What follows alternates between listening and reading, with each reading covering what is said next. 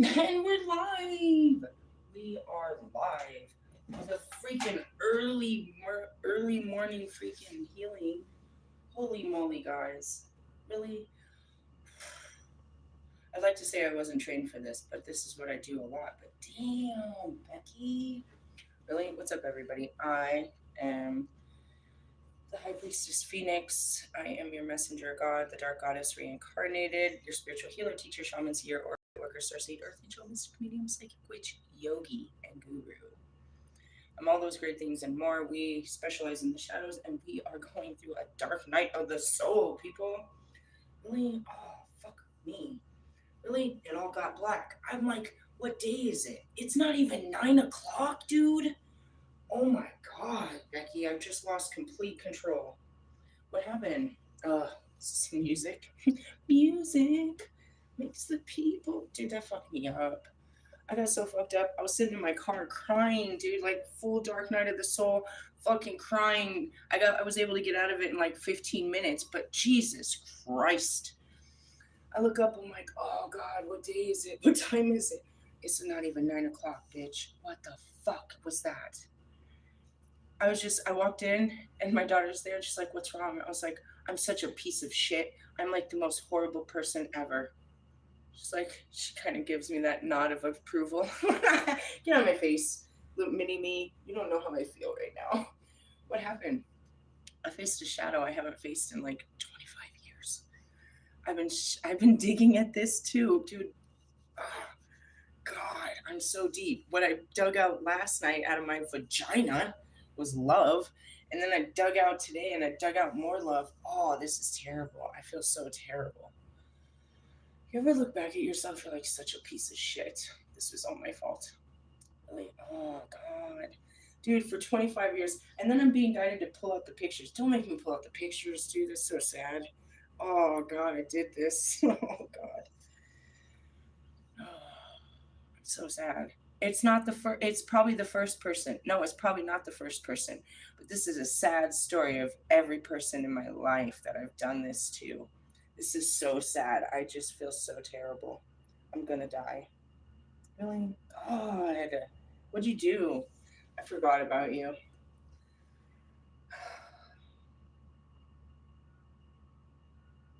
That's the saddest, meanest thing to do. And I'd be doing it to people. I'd be fucking deading people all the time in my head. You don't exist. Oh man, I'm going to hell. That's where I am, dude. Oh man, I'm such a terrible person. Really? What's going on? Let me tell you, dude. I left my first baby daddy when I was like 19. I was with this guy. He was the only dude I knew. I left him when I was like 19 and I never came home. I never came home. And I never talked to that guy forever. I saw him again 10 years later when I moved to San Diego and I had a new husband and I was having a new family. And this was extremely shocking, but he handled it well. And he was very kind and open. He helped me find places in Mexico. We lived in Mexico at first. And then I got my stuff in San Diego. And then I had my kids, and he would like, he was kind of a piece of shit. I remember always having to pay for fucking the bus and trolley. The bitch would bum money to come to my house to pick up the kids and have no money to go to leave. Really? Oh God, he wasn't always like that. He turned into a fucking drunk after I left, and that's where the story gets so sad, because it's the same thing that happened to his father, dude. His father was with his mother, and they had two kids, and his mother left his father for a young guy. This is the same story. It gets her karma is just as bad, bro. It's terrible.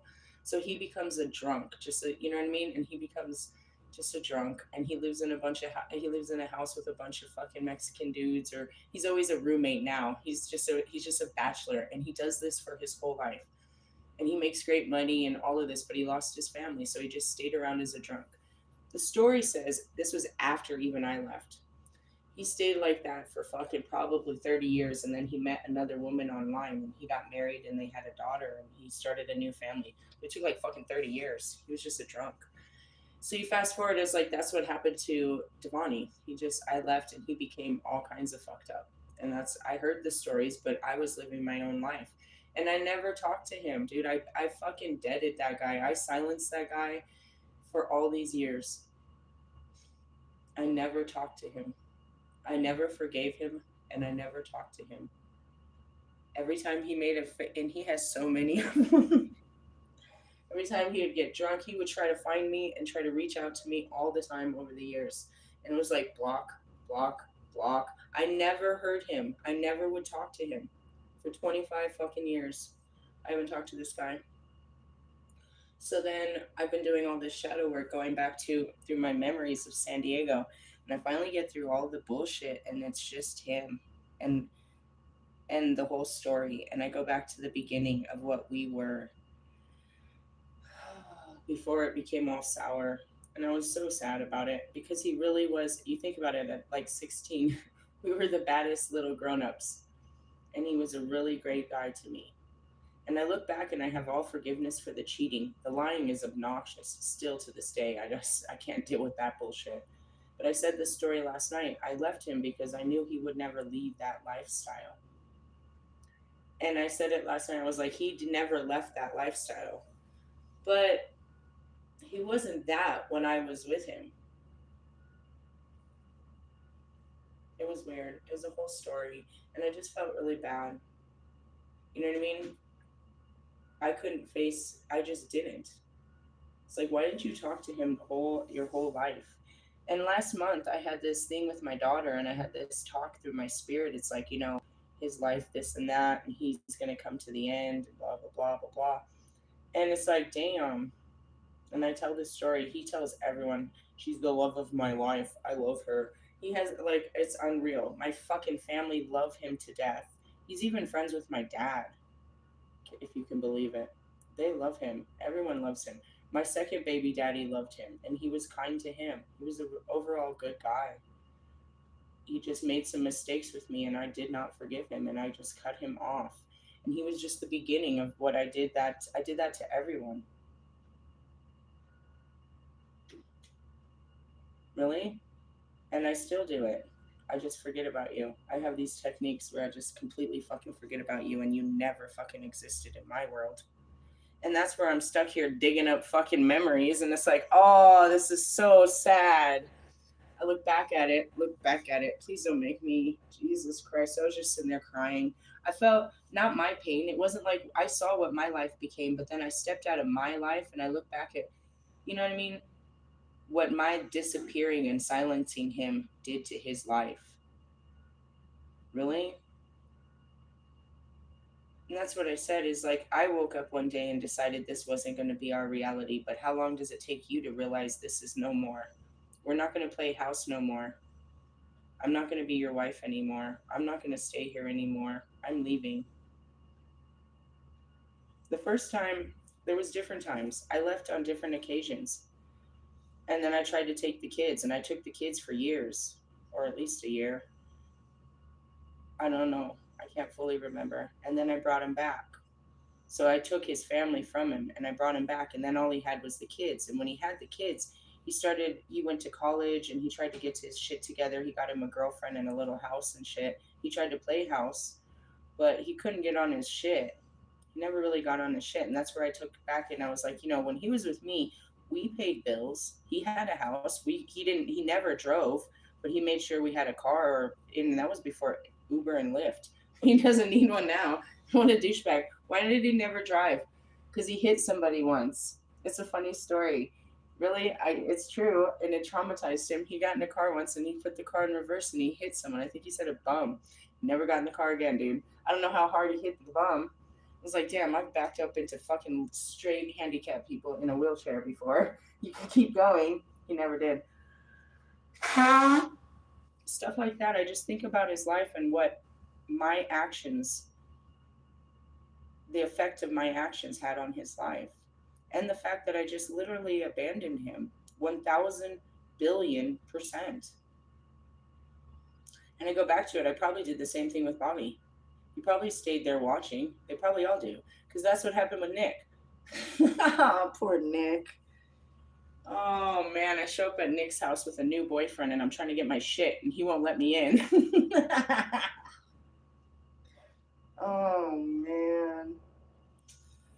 Oh, cunt ass.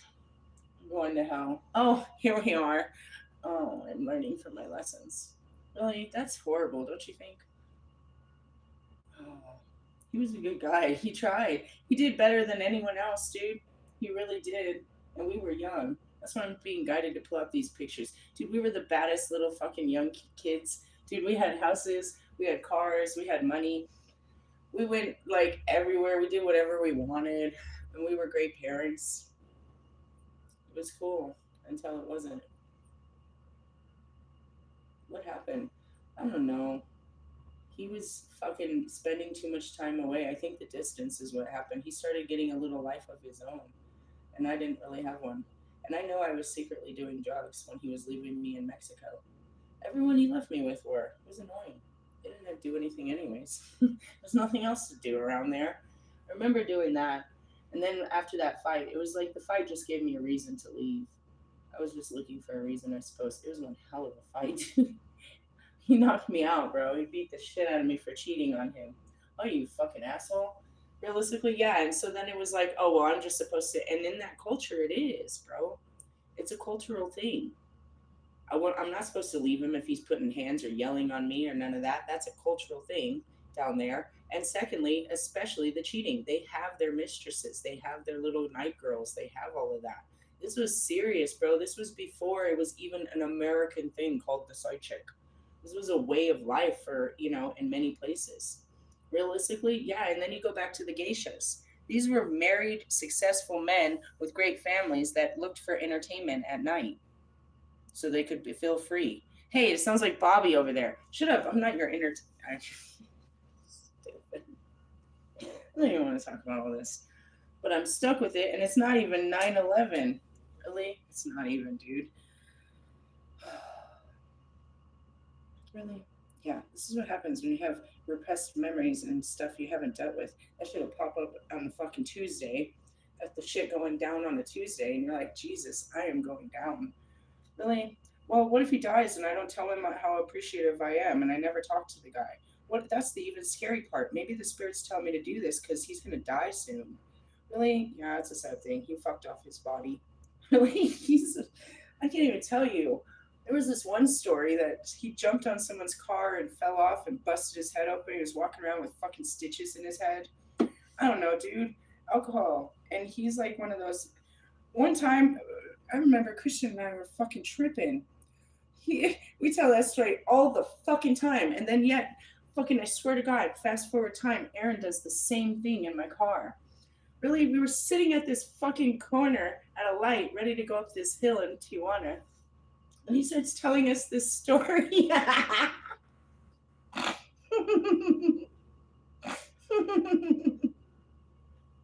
Sorry. We're in the front seat, and he starts telling us about, I think it was some stupid thing like the taco shop mafia.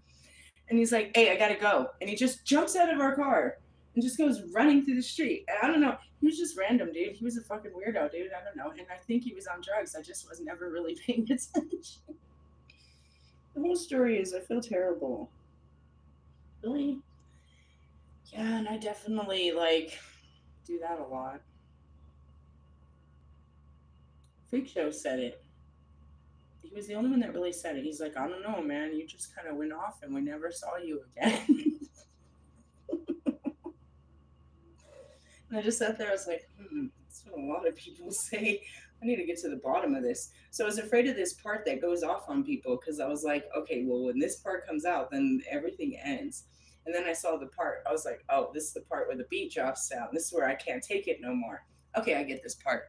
But realistically, you don't have to be a Kanye or a fucking Justin Bieber if you tell them that it's building up to that. And so, unless you just explode. And that's what I used to do. Snowball is what I called it. I would just sit there taking in too much and then I would just explode. I couldn't take it. It was like one too many fucking somethings. And I would just sit there and go crazy on you and be like, and you do this and this. I would pull out everything I've ever seen you do and I never spoke on. And I would snowball the shit out of you with truth and just have you fucked off. And that's unfair fighting. They call that face to face. That's cutthroat, where you can't say shit because I just used everything about you against you. And it's all truth, and you can't say shit. And it's more like it's bad because it's built up ammunition, but really I learned not to do that. As soon as you do anything, I got to say something, because otherwise the more it builds, then the more I end up building up too. The more I don't say what I seen, the more it becomes a crime scene. Whereas like I have all of this. I've been watching you do all this shit and I didn't say shit. And that's where it comes out. You see me do it all the time.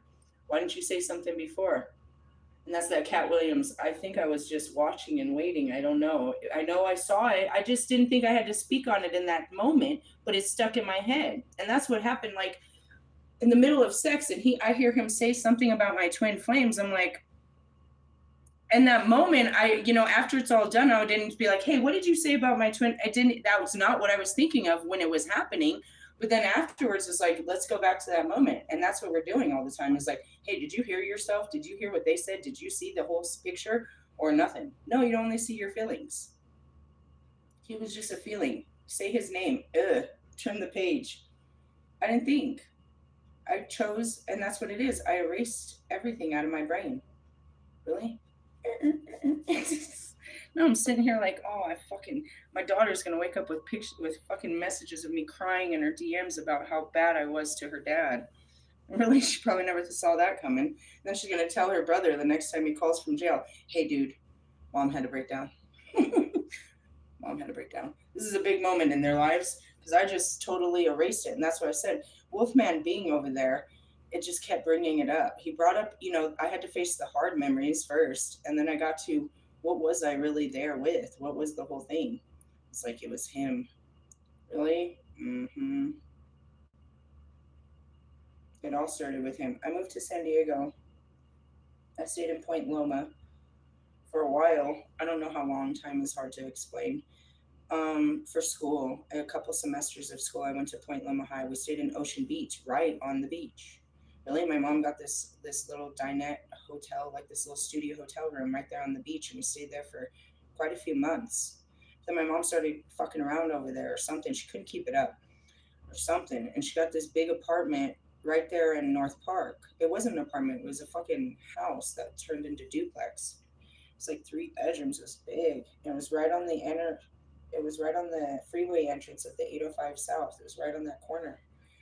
And we moved there, and I started looking for weed. I was riding my skateboard, and I found the Cholos. I found Goofy, and Goofy took me over to Georgiana's house, and that was Joey's house. I'm the only one that calls him Joey. Only the inner circle they call him Renee. But I met him like that, and that's where all the homies went. That was the house of the East Siders. East Siders come back. Really, it was a house of cholos, dude. It's the weirdest thing I ever saw. Remember those little cholo stickers? That was them. And they had all the names too. And they wore the bandanas and the muscle shirts and the Ben Davises. And they talked like that and everything. And they leaned like cholos. That was the cholos. And this is where I came rolling up on my skateboard. I went there once. I grabbed a bag and I went back to my house. And then I got to know Goofy. Goofy was my first friend. Really? Goofy and his brother Cartoon. You're like, are these their names? They had real names, but this is what everybody had nicknames. Really? Yup. And then I met, I thought Mousy was cute. And then all of a sudden, here comes, they call him Debo. Here comes Devani. And where's this guy coming from? He's coming from Mexico. He meets his dad here every other week. And his dad exchanges his child support money. And this dude has a little party, and then he goes back to Mexico. They love when Devani comes in. And I'm just there, and here comes Devani.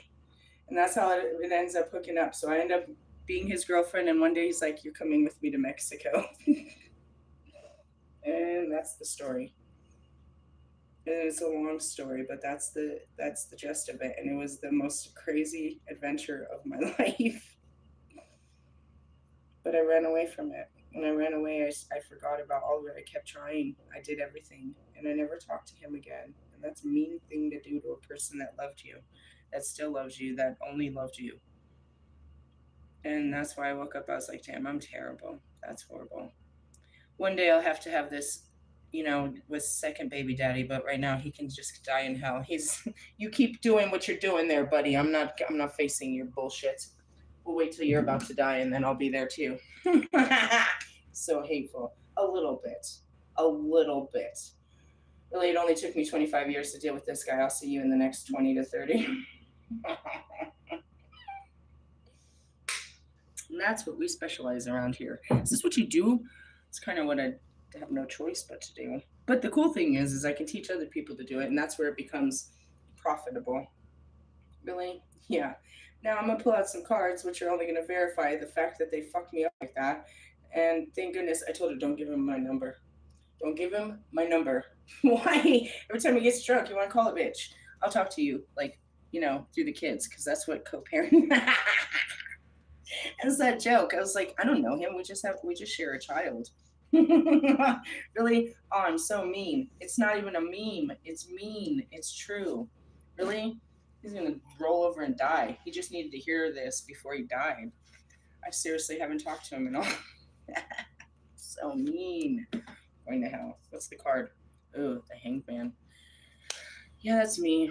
I'm hanging on the cross. Have you ever seen a naked woman hang upside down on a cross? Such a scene. They don't even loincloth me. Burn the witch. Why'd they burn you upside down? Because I was more powerful, they gave me a more powerful position. They didn't burn all witches like that. Just want to say. That was after the raping. The reaping. In another life. Really? Does that happen in this life? I don't know. They kill me in this life. Don't worry, I come back. I always do. You can't kill me. What is that? Fucking Neptune. What is that? Is that one of your guys' astrological signs? I don't know that one. Where did I go to? 71. Where are we at? 57. Interesting. That was a jump around. Jump around. God worthy of praise. Hey, praise God. As you're hanging me. Yeah, that sounds about right. They'll kill you for this, says Jesus. You will be persecuted in my name. I hear you. In Jesus' name, amen. If I could fix this, dude, I was thinking about it. If I could fix this, I could stop trying to bring my kids and I could actually go back. I was so afraid. I was so close, you guys. I was willing. I got to Arizona. I'm in Yuma, Arizona, which is 2 hours outside of San Diego. And my kids want to go to the beach. And Mary Jane's there and Aaron's there. And I'm like, oh, I can't face them.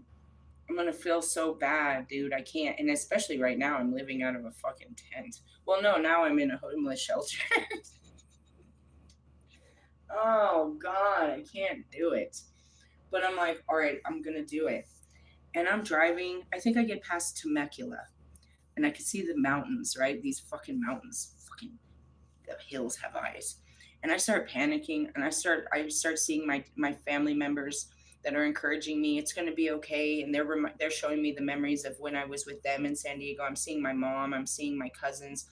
I'm seeing, all of them that my family members that have passed away that I have memories in San Diego. Uncle Bert, all of these people. Like, it's going to be okay. We're with you. We're with you. And I'm crying. And I start climbing this mountain. I'm like, all right. And then all of a sudden something happens in the middle of it where, I don't know, all of a sudden I look up and I'm seeing all these cars that are pulling over with they're having overheating problems. And at no point did I look at my car. And I'm looking at my car and it looks like it's rising. Or maybe in my head and I'm totally making this up. But I was like, nah, guys, I don't know. We should probably go back. And I'm looking at I just fucking wake up. I'm sweating. I've been crying, driving up this mountain. I finally just open my eyes. I'm in auto drive and I see people stopping for water. I look at my car. It's 105 degrees. I'm fucking crying and sweating and the car looks like it's getting hot. And I just was like, I think we should turn back. And all of a sudden, as soon as I said it, there's this turn off. And I turn off and it's this really cool turn off. It's not like an actual exit. It's like this weird turn off in the middle of the mountains. And I get off and there's this underpass and I stop under it. Like it looks like my car's overheating, but it's me. I swear to God, I am overheated, dude. I am like panicked. I'm like, oh, unbelievable. I don't know what I'm doing. And I just come out of this and they're like, just go back. Just go back. And I'm like, all right. And I try to go back and I'm trying to like take this off. And we stop at a 7-Eleven. I remember on the way back, we stopped at a 7-Eleven in Temecula and we got some drinks and I got back. And then I sat there for a couple weeks or a couple days and a lot of the memories started to come in.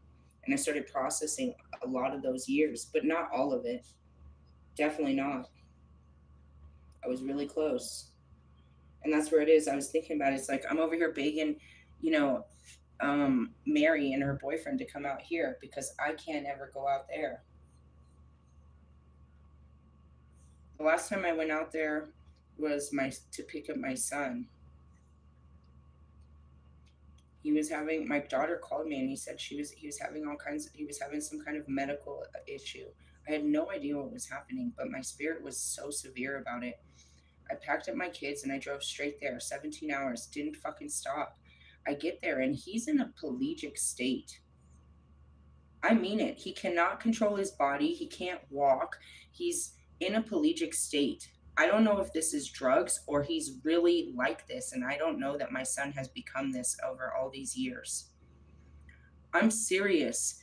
All right, so I get there and I get him into my hotel room and I have to sleep. I haven't slept. I fell asleep for a couple of hours and then Mary comes knocking on my door. I think I got her a hotel room too. She comes knocking on my door and she's telling me something's happening with her dad and she thinks he just got shot and she's got to go something something. I'm serious. This really happens. The whole while I'm there. And I'm like, what? I'm in a fog. All of this is I'm in survival mode at this moment. And I don't know, I don't get a full night's sleep. I pack up the car, I put him in it, and it's like putting a disabled person, you know what I mean, in the car. Like I have to make him this bed and all this, and the kids are weirded out. They haven't seen him. He's in a grown state. He's like 20 years old, and he's literally in a pelagic state. And I don't know what to do with him. And I bring him to Colorado, and I take him to a hospital and they have to keep him. They keep him for like, I don't know, 5 days. And then they're going to transport him to a behavioral health hospital over in Aurora. And this is when COVID's happening. Really? Yeah. So COVID happens, and they tell me that this is behavioral health. That he needs medication to stabilize his brain and da da da da. I'm thinking he's going to be like this forever. I'm so freaked out. I'm panicking. I have no idea. I'm seeing a totally disabled, mentally, like he should be in a chair and somebody should be pushing him. This is the state I find him in. And I bring him back, and he's in the hospital. I remember it's during COVID, and I've got I ask, what's her fucking name? Amanda to watch my kids so that I can go to the hospital to go visit with him. He's there and he doesn't understand why they won't let him out. He's like, I just want to get out of here. And he's moving and he's acting like kind of normal. So they've got him medicated to normal and they get him stabilized. And I get him home and I start working with him. I take my daughter's room, I make him a room, get him a TV, get him all this stuff. And little by little, I'm rehabilitating him. He gets to a point where he's pretty functional. So I help him get a job at the Wendy's down the street. He's never got a job before. He was doing good, but as soon as he started getting paychecks, he started drinking.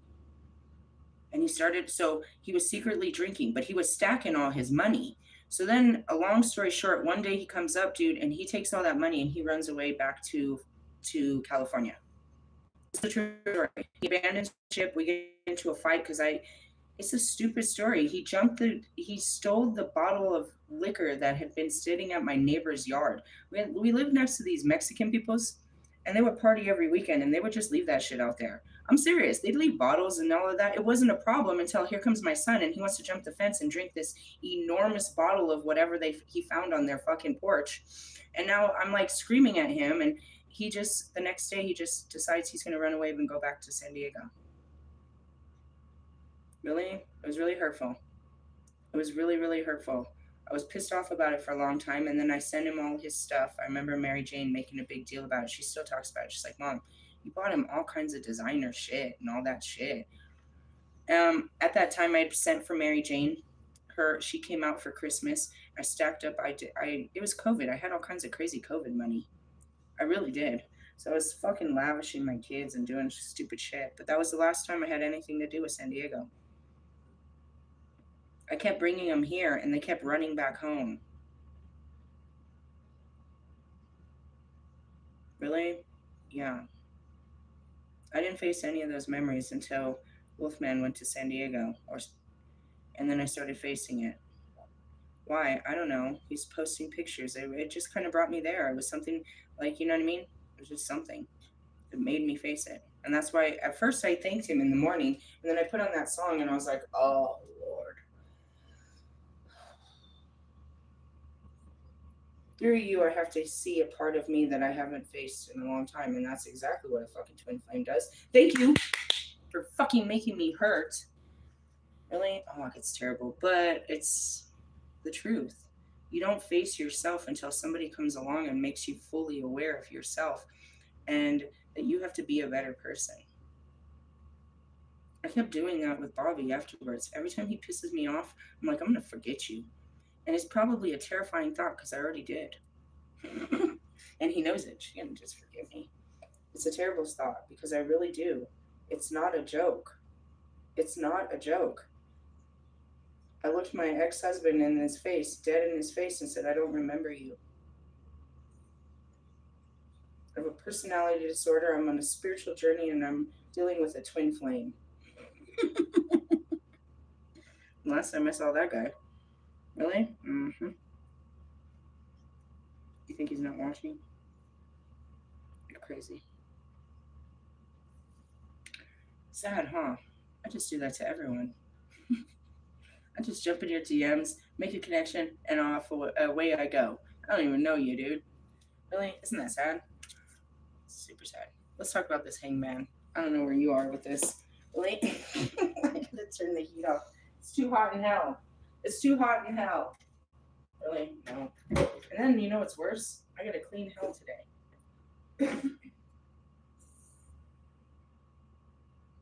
Okay. Let's turn that off. It says it's only 76. Going at me. I don't like this. It's like, get on my face. I don't know. That could be useful when we're sitting in front of the air conditioner all summer, but right now I don't want that in my face. All right. Are we at 57? Yeah. What's your name? Nemaya? I don't know. Whatever. Anyways, moving on. The first angel we encounter among the 9 choirs. That's where all of the music is coming from. I told you last night I couldn't stop singing. It was obnoxious. I was trying to explain to you music activation. It comes from there. It's a certain level of reality. Really? Where were we last night? The 6th dimension. We were with Melchizedek. He moves over the 6th dimension. That's why we're moving so quickly. And the fucking Palladians aligned today. Really? Well, I felt it yesterday. I told you about it. We were in the books. How do you do all this? I don't know. When you move through your psycho thoughts, you can get to some really magical shit. That's all I ever did. Oh, anyways, I forgot what happened when I was coming in. So I was like, pull it together, bitch. Get in the house. So I'm walking in and I go to catch the elevator and there's the chick that I usually walk with. And I was like, hey, she looking a little rough. She hasn't had coffee. It's like, do you sew? Yeah, kind of. I did a blanket and I have a sewing machine. It's like, do you know how to work it? She's like, I know how to thread it. I was like, I don't know. She's like, but I did a blanket. I was like, well, I'm just trying to sew like 3 things together. She's like, I can, but I got to go help my kid, drop my kid off. I was like, not today. I was like, I just had a dark night of the soul and spent like 30 minutes crying in my car. She's like, dude, that's why I don't do mushrooms. I started laughing. She was like, yeah, man, I'll fucking sit there and cry for 3 hours. I was like, well, that's funny. Because that's what was happening when I was on mushrooms too. Really, I was crying before it. It just helped a little, I thought. Maybe it made it worse. I'm not sure. Now that she said that, I'm confused. I might have to test this. Just kidding. Anyways, I'm not. She was like, dude, I hate that. I was like, dude, it fucked me up. I gotta go wash my fucking face and get my life together. But anyways, I found someone to help me sew my shit together. Really, God provides, as he always does. Good stuff. Really, might have to ask her if she wants to do a full moon ceremony. She's pretty cool, People are. Moving on to this, the choirs. We will infuse us with strength, tenacity, prosperity, and intellectual clarity through this ability to reveal to us how the elements of our affairs are connected, and at the end point where the exact answer to a given problem lies. Isn't that like the longest sentence ever? Oh, I'll be reading these books with these long sentences. You guys use emojis. These are like the longest sentences. Okay, let's break that down. We encounter the song, the 9 choirs, right? There's 9 of them. I don't know. They all make a different tone. Tone deaf. That infuse us with strength, tenacity, prosperity, and intellectual clarity. Got it? They're giving this to us. Through this ability to reveal to us the elements of our affairs, which is, I think that's the clarity in itself, the part we play, and how it's connected to the end point where the exact answer to given problem lies. Really, and that's where it is. It's like, why do I do what I do? Oh, let's go all the way back in time. Really, play some songs and we'll get you back there. Really? Kind of. That's not what they said, but that's what happened to me. That's what happened. Yesterday I asked myself some really important questions and I got so deep that I was at the bottom of my existence. It's like this is what it's where it comes from. The core of the problem. Really? Yeah. That's pretty bad. And that's where it is today. It's like, look when you started doing this. And that's what I meant. I tried to forget one person, and in doing it, I forgot years. Anything attached to that person. Dude, I wasn't trained to do this. This is what my mind did. So you want to learn the art of detachment? I mean, you're talking to the entire detached department. Detached of feelings, thoughts, emotions. They call that apathy. I could be called a sociopath or a narcissist for some shit like that, but I think it's far deeper. Really? I had no feeling because I had no conscious awareness. That's called a personality disorder. It wasn't me. It was Patricia. Oh, dude, that name. Oh, God, Becky. I just want to point out that he cheated on me with a girl named Patricia and they had kids. Oh, but it's not as bad because, Christian did it too with a girl named Amy. Oh, God, my life is horrendous. Just hang me to die. Really? It really happened. Her name was Patricia. She had a twin sister. They jumped the shit out of me in fucking Southeast. Really? Fuck. They maced me and they jumped me. And it was in front of everybody. And I wasn't even supposed to be there. And I was on a fucking business run that I could have got my life. Oh, God. It was the worst time ever. I did so many bad things that ended up in that moment. God. I didn't even know, bro. I got fucked up. They got me, dude. I was in, and my friend set me up. Oh, it was such a betrayal. Oh my God. It was so sad. I know it. Gabby set me up because of what happened to Matt, dude. She blamed me for Matt. I had nothing to do with Matt. She set me up, bro. I couldn't believe that she did that. But I did. I knew why she did it. It was, dude, the streets are fucking foul, bro. What happened? It was her and Matt's fault for trying to be bigger than they were. These were a couple of college students, some white kids that went to the college that lived in our apartments and we made friends with. And they wanted to be part of our lifestyle. So Matt wanted to be, Matt fucked up his whole education, everything, dude. And she blamed me. I had nothing to do with that. She got pregnant because she was competing with me. She did it again 10 years later with when she found out I was pregnant and getting married. All of a sudden she makes this dude marry her and she's fucking pregnant. She was such a fucking leech. Anyway, she set me up, bro. Matt ended up going to jail in Ohio doing the stuff that we do, working with the people I worked with. And so she had this, you know what I mean? She had this animosity towards me, like I had something to do with it.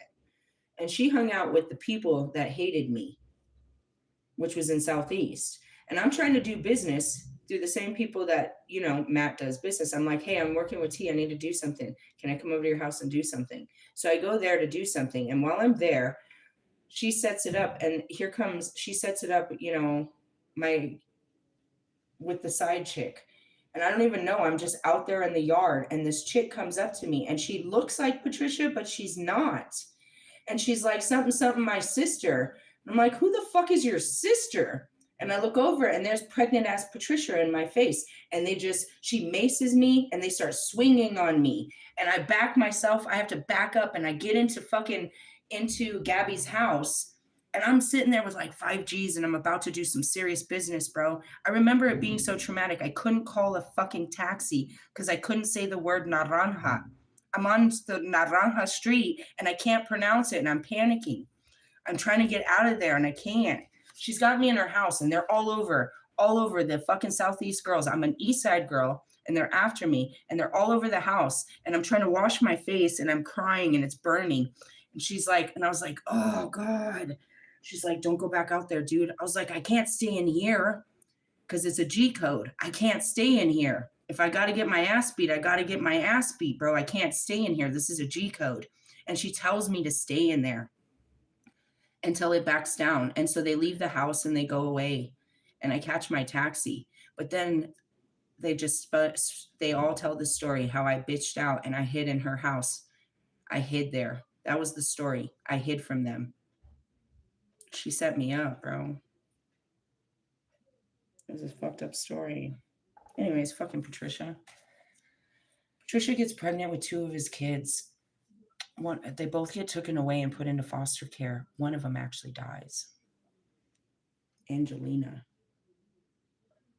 It's a trippy story. He didn't actually try to have anything with her. He tried to keep her quiet because if he knew I knew, I was going to leave him. And that's what happened. I found out.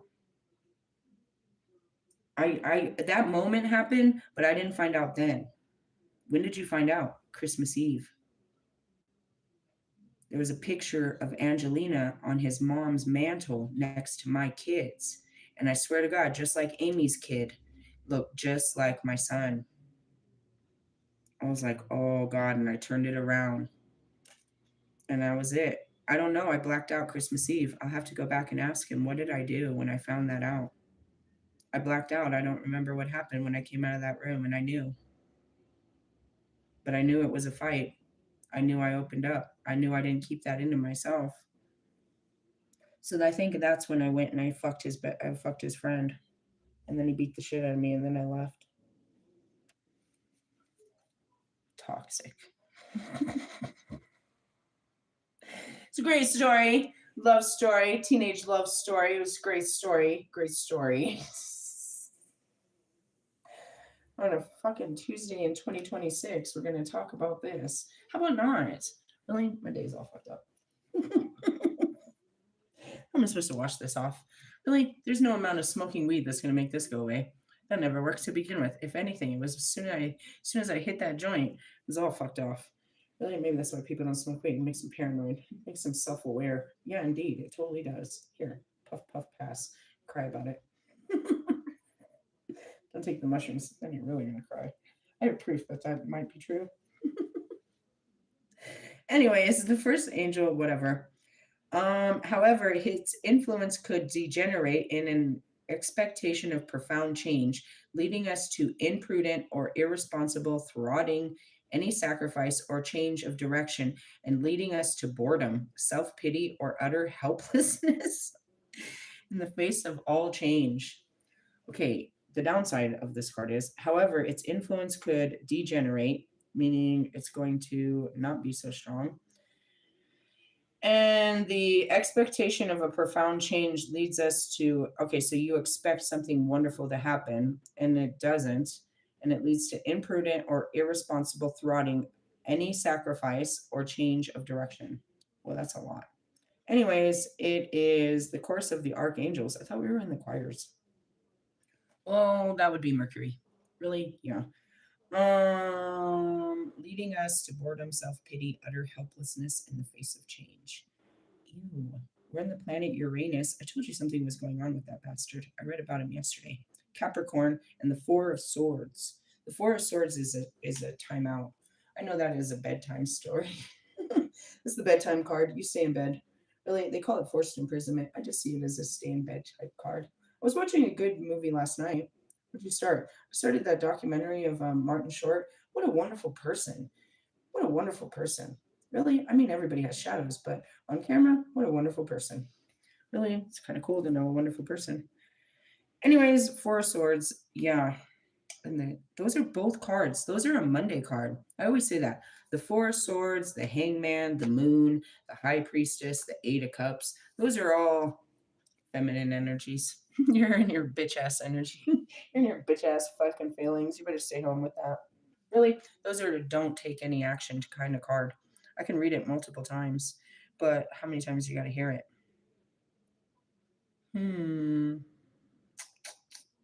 It infuses you. What it means is it's either going to, the Hangman either means you're going to sit there hanging or you're going to get up and do something about it. It's basically what it says, and it just tells you where it's coming from. They're trying to give you, it takes a lot of energy to fucking pull yourself up yourself and get yourself off of that situation. But it's not like it can't be done. Really? I mean, he does have wings. I believe. We're going to get R. Kelly out of the cuckoo nest, one day. Or at least put him in a better one. Make the world. Really, he's a voice that cannot be imitated or duplicated. And it's a waste of just heavenly skills. Really, we can rehabilitate him. So I don't think that it's not. It's just some sexual shit.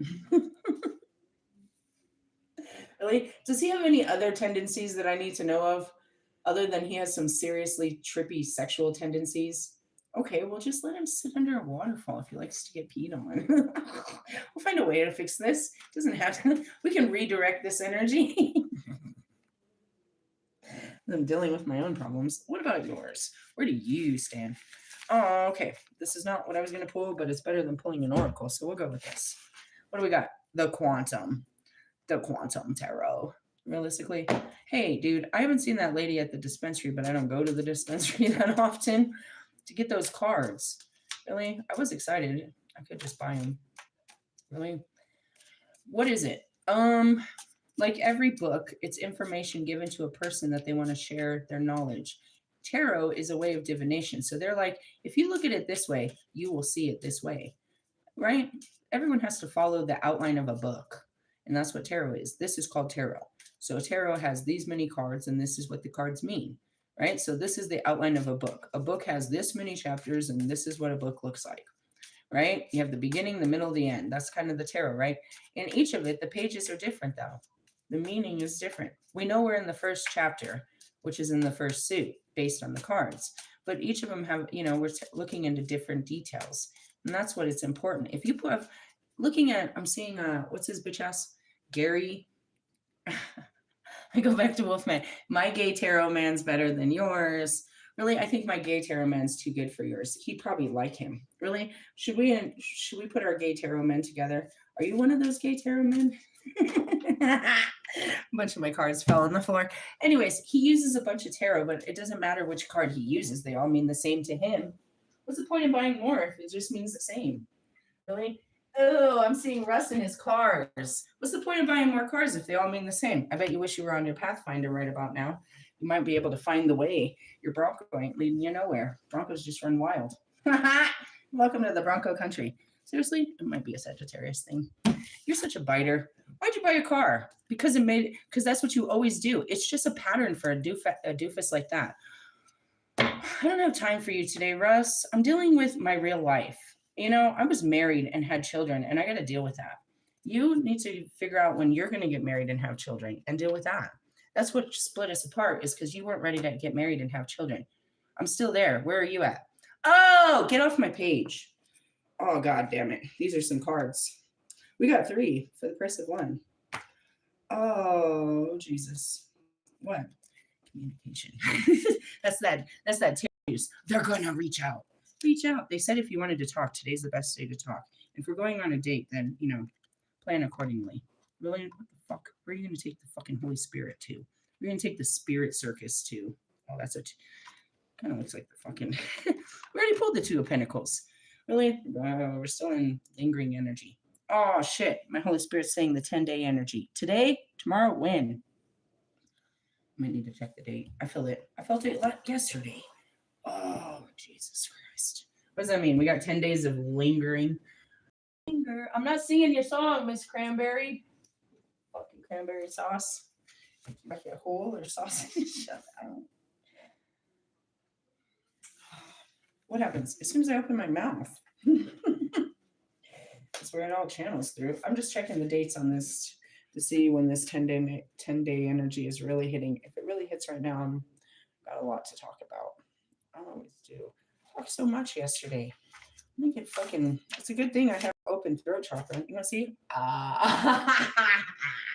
Come on, dirty jokes yet. Still healing. Quit with the jokes. Fuck. Really, it's a party in here. Party hard. What day is it? Oh, shit, it is today, isn't it? What is it? March 21st. What's today? No, we got like 2 days. I'm always on time. What is this one going to be? That's a good question. Let's look behind the veil. Oh, well, I'm already there. Creation and artistry. I'm creating madness. Really, I still need to get the other fabric. I have an idea, though. I think I'm going to change it. I want it to be... spandexy, but we can mess with this. And that was Russ. He spent $175,000 to pick out stupid t-shirts. You're stupid. Don't you wish you were creative like me? Are you trying to take my idea? You always are. You have no idea. Come here, let me wash your hair. I'll open up your head. Hold on, I can hear a twin flame coming through my ear. It's in my ear, not my mouth. Or my heart. Just kidding. Moving on. What an annoying twin flame. Sorry, he never goes anywhere. Really? Look at him. He ain't going nowhere. That's sad. Really? I looked at Devani and I was like, ooh, that's what I did with it to Lucifer. I left that bitch. I'll come back for you. I never came back for him. I never said I was going to. And then I look at the bigger picture. Was this your karma? And then I looked at the bigger picture. I was like, this is what happened to your dad, bro. This is your generational curse. Really?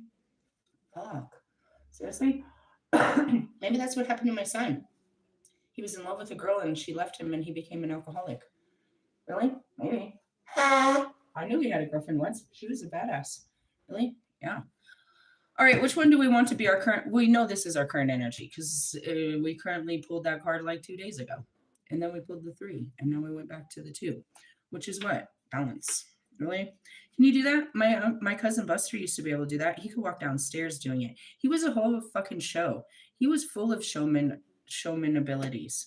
Really? He could do this cool thing where he could make a bottle stand on the wall. He's like, he did all these things. He was a hustler. Really? Oh man, he was such a hustler, dude. He's like, I bet you $5 I can make this bottle stick to the wall. He knew how to do it. He taught my cousins how to do it. Really? He would do all kinds of crazy like party jokes and stuff. And he was a pool shark, but he wasn't just good at pool. He was good at everything he ever did. He was the Capricorn, like Lewis. Everything he picked up, he was great at, and he would do it. He'd invite you to his house to play pool. I'm not playing. I was the only one that wouldn't fall for that shit. You don't go to Kobe's house and play basketball with Kobe. That's dumb. You're about to get schooled. I would sit there and watch the cousins do it all the time. They really thought they were going to beat him. He's played professionally. What are you doing? It's like going and having a swim with fucking Michael Phelps. I'm not going in any water with a professional swimmer. You're going to make me look stupid. This is stupid. You're not out here for fun. You do this professionally. Really? Anyways, he used to do that. He would I swear, he'd be on a patio or something and he would show people. He would just all of a sudden do it. He'd do it in the church. He didn't care. In his white jeans. Really? Yeah, he looked like Van Halen or something. He was one of those guys. Really? I don't know. We're in the dead. I'm getting a message from Beyond, and that was him. That's the only person I ever seen do that shit. And he would literally walk downstairs doing it. He'd tell people, he's like, I'm a legend in my own mind. Ask me, I'll tell you all about me. He was great. Really? Spirit guide. He was a good person. All right, where are we? Fucking 2 of fucking nothing. 2 of cups? That's even worse. No, we're going into our pentacles. If I can find them. Swords. Did I pass them? Nope, there they are at the very end. Current energy is, that's not it either. I'm not reading all this. The particle, okay, fine. It's called the spin. Spin is a quality of subatomic particles. The particles do not literally spin around, but they have a measure. This is me from yesterday. I was talking about how everything spins. Really? The circle. The circle of life. Yeah, that's stupid shit. I talked about that last night. Go catch last night's video. The particles do not literally spin around, but they have a measurable angular momentum that is an important part of quantum theory. The strange behavior of subatomic particles is reflected in an up and down quality of the 2 of Pentacles. Here, the energy of the 2 expressed in a kind of will they, or won't they sense of indecision. Oh, we went from indecision to more indecision. What are you going to do, bro? Just flip the coin. It doesn't matter. You're taking life way too serious. I guess it's your first life and you don't want to fuck it up.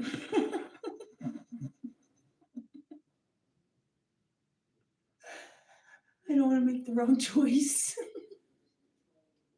God's going to push you, bro. He's going to push you off the airplane. Seriously, just fucking... I always say, are you going to stick with what's safe or are you going to do what you've never done before?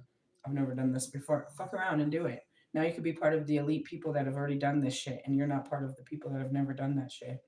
You're not the first to do it. I can tell you that. You are definitely not doing something, maybe in your family. Nobody in your family's ever done no shit like this. Have you ever done no shit like this? I'm seeing that movie from Thor where they're about to storm Area 51. She's like driving with him. He's going to go see it. She's like, I've never done no shit like this before. Have you ever done no shit like this? He said, all the time. As he's driving, come on, Jupiter, here we go. The god of thunder. Let's do it. We're about to fuck some shit up. It'll be all right. Maybe I should call someone and tell them what I'm doing. You should always do that. You should always do that. At the last minute, I always call someone and tell them where I'm at. In case I don't leave where I'm at, they know where to look for me. You do? That's all you can do. Tell your parents where you're going before you leave, so we know where to find you if you never come back home. That's about it. Seriously, it's just life. It's like, oh, I'm going to ruin my life. I'm sorry. Is it going so well for you right now? I don't want to lose all my money. Well, how'd you get it to begin with? Working. It just means you work and you get it back. This isn't difficult. Really? I'm going to lose. That's it. You're afraid to be a loser. You're not losing. You might sacrifice some things. I don't know. It's in your head. The strange behavior of the subatomic particles is reflected in the up and down, blah, blah, blah. The duality is acted out literally. We are faced with an either or choice, and we are juggling options, or juggling toptions. It says toptions. T-O-P-T, toptions. Is that a word? Okay. Everything is still up in the air, and the outcome far from certain. Make up your mind. You must be a Libra. Do you need a scale to balance the pros and cons? It doesn't even matter. It's like that's where your brain outweighs it. Your logic outweighs your heart, and you miss out. Really? That's all it says. That's all I said? That's all it said. Two of Pentacles. That's all it said. Really? Yeah, make a choice for once in your life. All right, well, I'm going to go with the Eight of Wands as the next one. And the Six of fucking Wands is happiness. If you reach out, it's going to end out well. Hey, who's going to call me? Do you even have my number? Oh, others only, some of you do. That's actually true. Reach out. You don't know if you're coming to my once in a blue moon, full moon ceremony? Well, I don't know. Make up your mind. Really? I already made up my mind. I need to pull that fucking tent out. If it stops raining, we could test it in the water. I hope it's not supposed to rain on my day. It's not going to rain on my parade, but I am going to bring in some clouds. Really? Not wet clouds, just clouds. Why? Because too much sun is too much sun. It's the sunny Colorado, but we don't need, that much sun. Come on, God. On a Sunday, he says. Shut up, God. Fuck. I feel like he's going to give us a sunburn. Along with a moon. That's the worst. He's done that to me before. Give me a whole sunny day and then a whole blast me with the moonlight. Really? It's like a facial, but to your whole spiritual being. It's like, oh, you're going to get blasted. This is going to feel good. No, my skin hurts. It was a great experience, wasn't it? My skin hurts. It's kind of tight. Sorry, it's funny. All right, Eight of Wands is about communication and somebody reaching out, you making a decision. Am I reaching out? I'm always the one that has to reach out because you guys ain't got no fucking ability to take action. I'm the action force around here. I get things in action. I take action. Really? It's the truth. It is the truth, the whole truth. I mean, that's what I did with, okay, if we're looking at this, I mean, I did. I'm extending the olive branch. Really? That's a long extension. Really? That's a long time coming, don't you think? It's more like, I don't know if I'm saying I forgive you or I'm sorry. I think it's both. I'm sorry I didn't forgive you. Will you forgive me? Really? That's where I'm at. That's sad, huh? That's so sad I did that to him. In his life, dude, he wasn't a bad guy. They were pulling on his dick, bro. They were trying. They wanted it. I don't know. How could he say no? And that's what I was always mad about. It's like, ugh, you didn't even fuck a hot chick. You just fucked these fucking nickel bags. Really? Same thing with Christian. It's like you didn't do, and that's what made me feel more powerful is because they never had anything better than me. But then it also made me feel sad because it's like you could, it made me feel powerful. It's like you'll never do better than me. And it's true to every guy. It's so true. And even like I was going to tell that guy, you're never going to do better than me. They might look better, but you're never going to find a better class of woman than me. No, there's no one like me. It's the truth. I'm not finding this Eight of Wands in this book because I'm talking too much. Cups, swords. The wand should be right there, shouldn't they? Maybe it was before the cups. It was. All right, the Eight of Wands is a supernova. When a very large star reaches the end of its life, it becomes a supernova. That's what I am. The end of my life. The star core explodes, flittering layers of material far into space. And what happens? Those layers connect with other layers. We don't die, we multiply. Really? Our spirit gets spread everywhere. So, like when Pac died, it bursted out of that body and now it's everywhere. When Jesus, he's everywhere.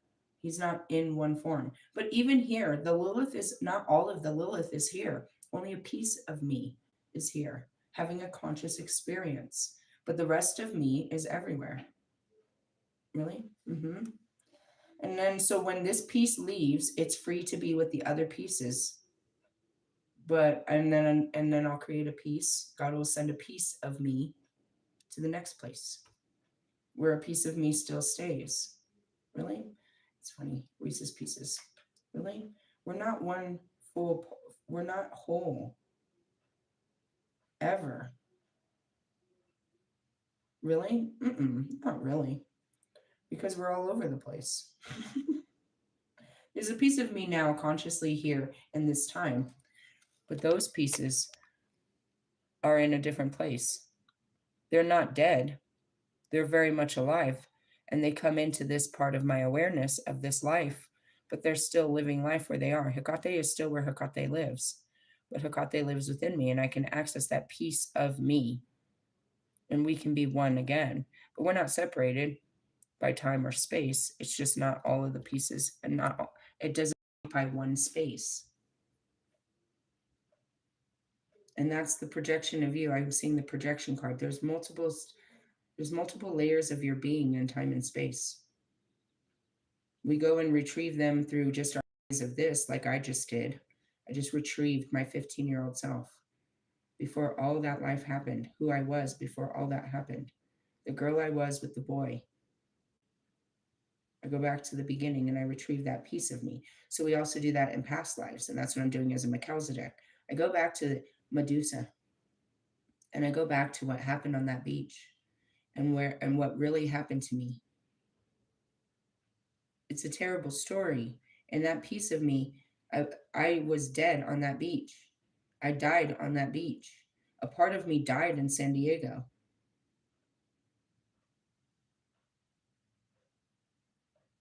And I had to go back and resurrect that part of me.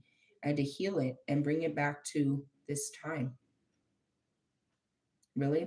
And that's where it is a remembrance. Remember who you were. When you were 15, you were a badass bitch and you could take on anything and you weren't afraid and you handled the streets and you were a good mom and you were all these things and you were all this. And that's where it is. So go back to who was the priestess before she became Medusa. I was just me, is what I am right now, praising God.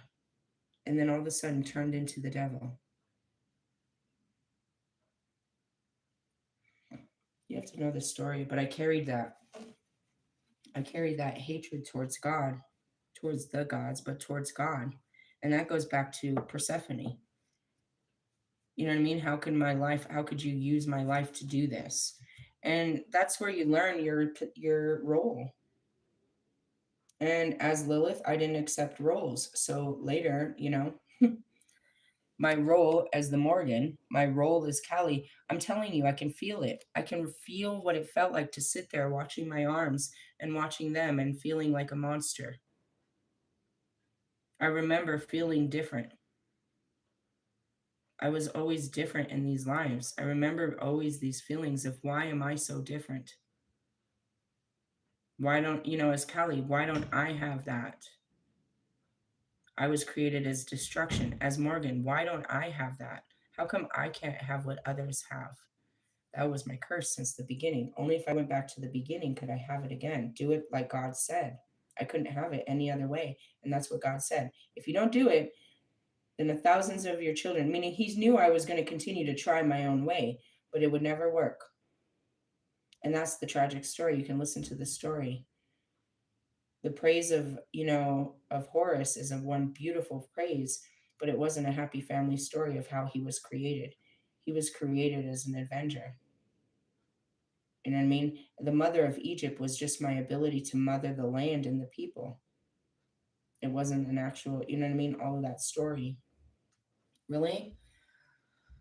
Yeah. So that's what we do as retrieval. We go back and fix all of this. It's played out in this lifetime. And that's it too. God replayed that in my life. I was praiseworthy before I became, God's priestess. And then I became the devil. Everybody respected me, everybody loved me, everybody wanted to be like me. And then I became a high priestess, and now I'm a devil. I'm a devil worshiper, and I'm evil, and I'm a witch, and everybody runs when they see me, and nobody wants to talk to me because I'm a freak, because I'm crazy, because I'm spiritual. And that goes back to 2 cards ago, releasing that pain of being persecuted for your spiritual beliefs, for your belief in God. Really? Oh man. They swear I'm the devil and that I pray to the devil. And all I am is a servant of God. I don't even believe in the devil, but I can't make them believe that. I am their devil. And that goes back to Medusa. Or any time that we served a God that you didn't understand, and that was Jesus. They saw Jesus as the devil. They called him, they said that he worked with Beelzebub, they claimed that he was the devil and he was doing the works of the devil. Anybody that ever spread alchemy, the Holy Spirit, magic, craft, whatever you call it, were deemed devils.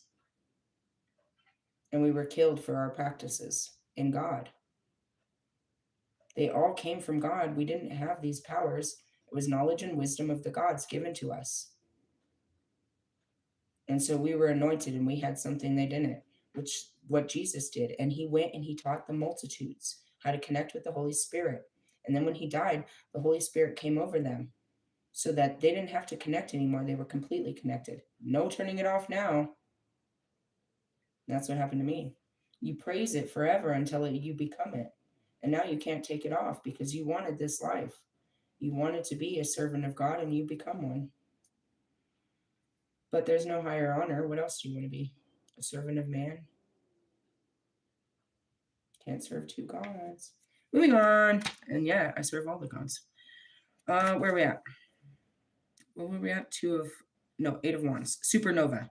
Oh yeah, the explosion.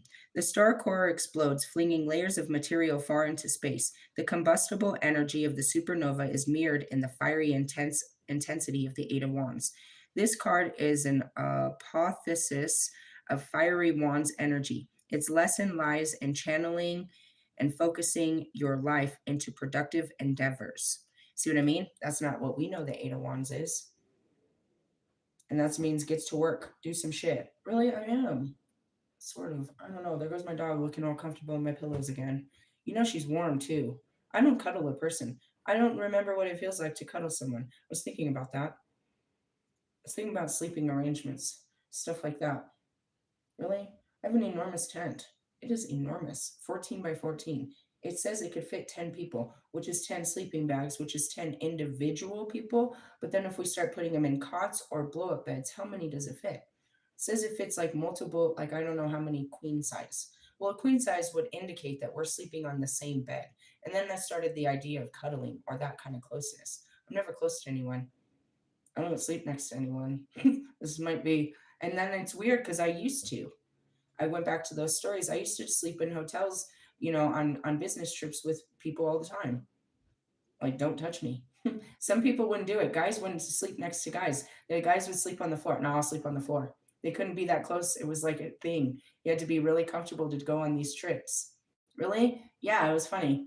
But it wasn't supposed to be. And that's how some people would start sleeping together. Really? Well, they were already in bed together. We just didn't know what they were doing under the blankets. Really? Yeah, kind of set up a situation, and yet the no fraternizing rule is always there. Really? I'm serious. Moving on. That's not how they say it. That's not how this card reads in other books, and that's why it's important to read the book. Don't judge a book by its cover. We're gonna cover this in another book. Six of Wands is even better, really, because my other book makes this sound so much more better, so much more enlightening. Six of Wands is, I know, the victory card. Victory outreach. My legs are, hold on, my teeth, hold on. It's too much. Really? Yeah, I feel like my feet needed to breathe. All right, Six of Wands is the star. Star evolves when condensing clouds and dust and gas are ignited by nuclear fusion. That's what I always said when I started this. It's like I'm like a nuclear power plant. It makes sense. I'm taking in nucleus. Once this fusion process is stable, and that's how I didn't know how to describe alchemy or transmutation of energy. I called myself a radioactive power plant. I was like, I don't know, guys. I'm just taking it in, and it boils inside of me, and I turn it into breathable air like a tree. Really, I didn't know how to describe it. I just knew what was happening. The birth of a star is a long process that ends with a sudden outpouring of energy. The Six of Wands symbolizes this exceptional moment, but also reminds us of the long period of work that has gone into our success. And that's what happened. That fucking aha moment yesterday, I said one sentence, and it was like this was a lifetime of understanding to get to this one sentence. There's so many of them that are happening throughout this year. 2026 has been really filled with a lot of answers that I've been diving deep for a long time. I really got a lot of answers. Mostly what it is like, you find a clue and then it just leads you to another, to another, to another, and you never really get to the treasure. Last night was what? It was all about my sexual acts, and it came down to the whole point of I'm doing this, I'm seeking love uh, through sex. I'm trying to make love through sex. There's so much to it. It's like, yes, I want to make love to a man, but it's making love through sex, meaning having a loving relationship, a loving experience through sex. And that's because that's the way I was taught it happens. And it goes back to what happened when Bobby came to my house. I was so in love with him that I tried to make love to him. I wanted to make love to him. I didn't understand what was happening.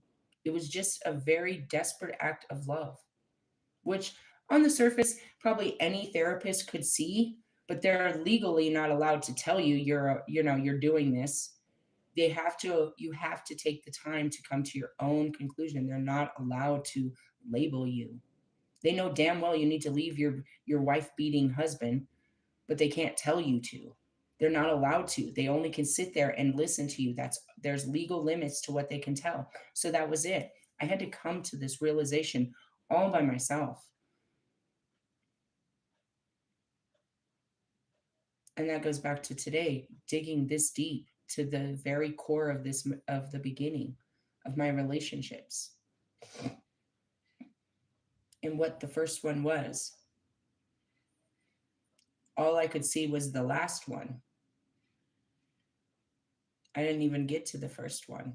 And the first one is filled with all kinds of stories, but the actual relationship between me and this man was not bad. We spent a lot of time together. Our time together was good, and it was not the same as my second relationship, where we were just people that lived in the same house together. I had to do so much work to get back to that.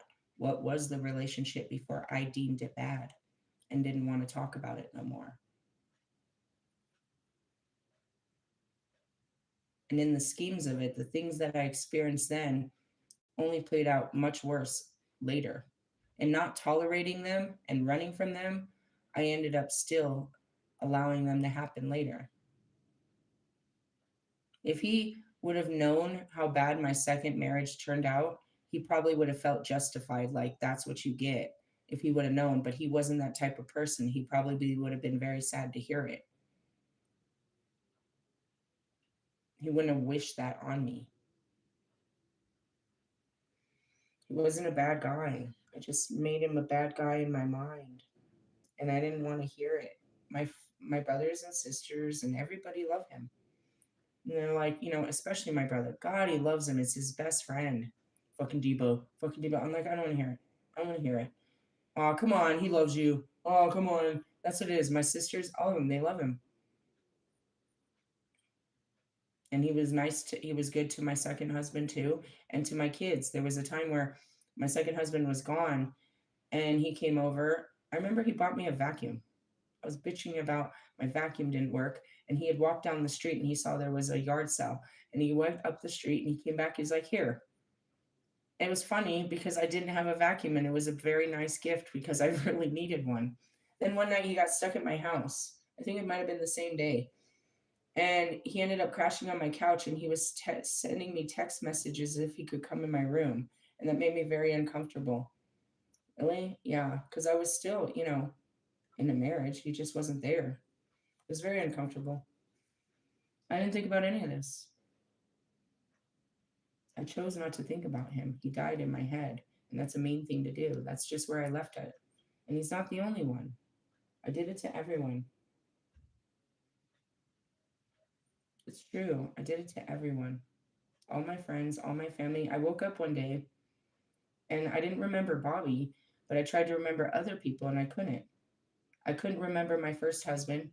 I couldn't remember my second. I couldn't remember my family. I didn't know where anybody was and how I got here.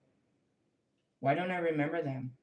So then I went looking to find answers, and I found out what happened when I stopped talking to them. And that was worse. I was like, oh, I should have never went looking for answers. I found the truth of why I don't talk to them no more. And then I had to detach all over again. That was hard. I didn't know why I stopped talking to Bobby and why I forgot him. And I kept trying to figure out why I had all these feelings for him. And that's the whole point. I forgot him because I loved him. I had all those feelings for him, and he ghosted me and humiliated and embarrassed me, and he did it multiple times that I just moved on. Really? Mm-hmm. It wasn't a joke though, and he knows it. I really don't remember. I had to ask him, how many times did we hook up? I don't know if he exaggerated or if he really remembers all those times. He said 10 to 12 times. When I started digging, I could come up with like 4 locations. That's it. Really? Couldn't come up with shit. And that was really hard because, in that, I couldn't remember my kids' childhood. I couldn't remember anything. None of the 4 kids' childhood. But it goes back to it. In the beginning, that's all I wanted. I was excited about this life. I was good at it and I enjoyed it. But it was a thing. It's like, we can't be this. We can't just be grown adults, married grown adults. We were still too young, and we still were in a fast life. He tried though. It's a crazy story. It's a real story. He was too young to get a job, so he got fake papers, like Mexicans do. He got fake papers just so he could say he was older, just so he could get a job and do it legitimately.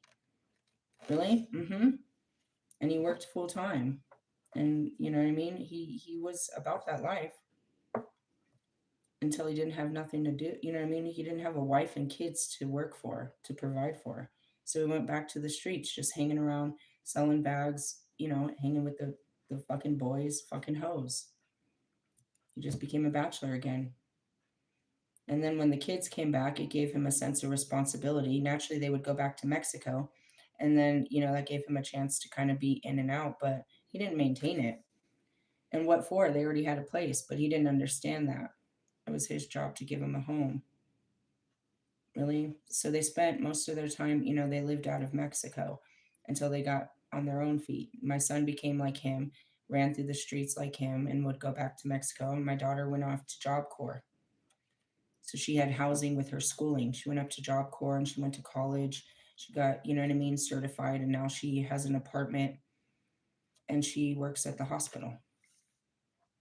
My son, we told the story, he's in jail for a stupid beer run, but they're going to let him out on a mental, that's what she told me last week. They're going to let him out on a mental health leave in a long-term facility, which is ultimately what he needs.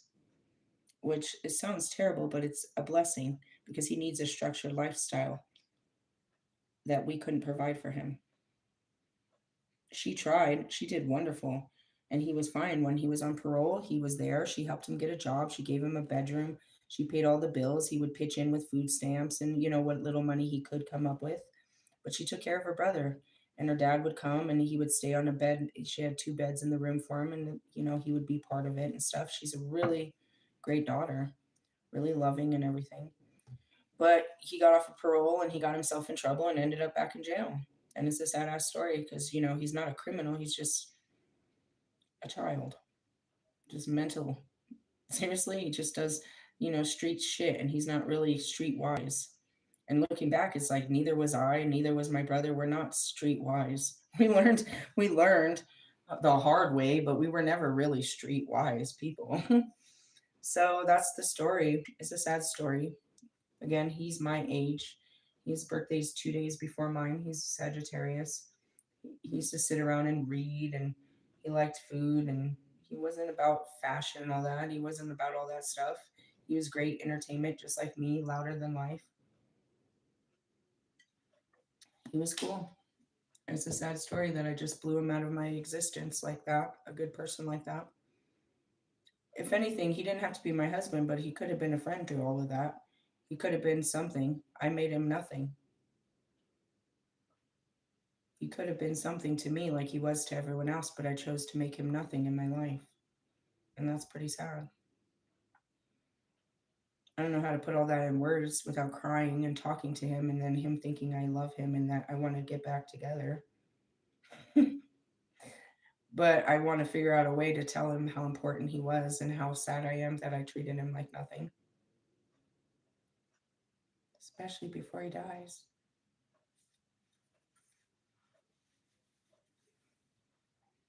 He did. He saved me from my mom. He got me out of there and he gave me a whole new world. He gave me children.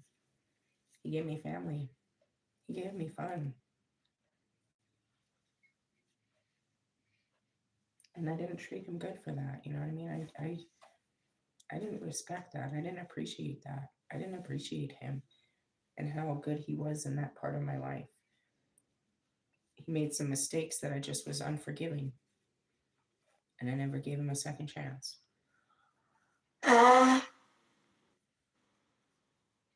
Really? Yeah, that's true. It's really true. It's like everybody deserves a second chance, don't you think? I guess. But I wasn't that person then. I was hurt by this. I was very hurt. He told me he wasn't cheating. I heard it. Everybody was telling me that she was pregnant, dude. Everybody was telling me, and I believed him above all things. I believed him. I trusted him. If he would have told me the truth, it would have been different. I wouldn't have left him. It was the lie that destroyed me. I felt like I could never trust him again. If you lied about this, you'll lie about anything. And he kept the lie going. Even after I caught him, he wouldn't admit that it was, that he was wrong. And that was what stunned me with liars. I can't. If I wouldn't forgive him, why would I forgive you? And this is just the beginning. And he said he ate my dog, too. I was really unforgiving about that. It meant a lot to me. That dog meant a lot. It was my only friend. He left me in Mexico with that dog. And that dog made me feel safe. And I felt bad about leaving my dog. And he said he ate her. And I just wanted the truth. What happened to my dog, bro? It was a part of my family, he bought me that dog.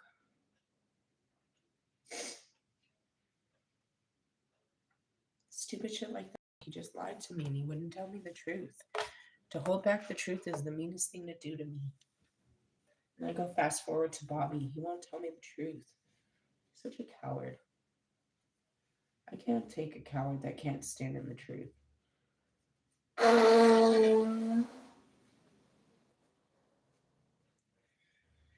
It's that moment. Everybody else knew, but I didn't know. And I'm standing there with pie in my face. And I have nothing to stand on. How can I know the truth now? Are you going to accept this? He cheated on you. He lied to you and he cheated on you. And now she won. She wanted him and she got him. And now she has a baby with him and this is what it is. And now you can see why I didn't want to deal with B in these stories. I got tired of it. I don't want to go back to that place, B. I don't want to live through this story anymore.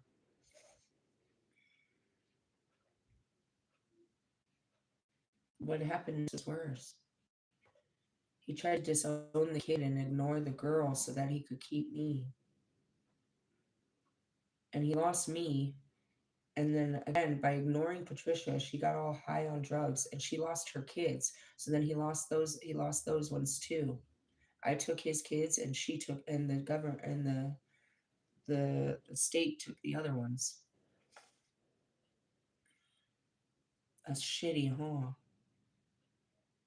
Super shitty. I brought him back. I brought him back his kids, but not his wife. So now he just had to be a dad. And I look at that's kind of what happened to Bobby. That girl just brought you a kid, said you're a dad. She didn't come back to be your wife or family. She came back for help.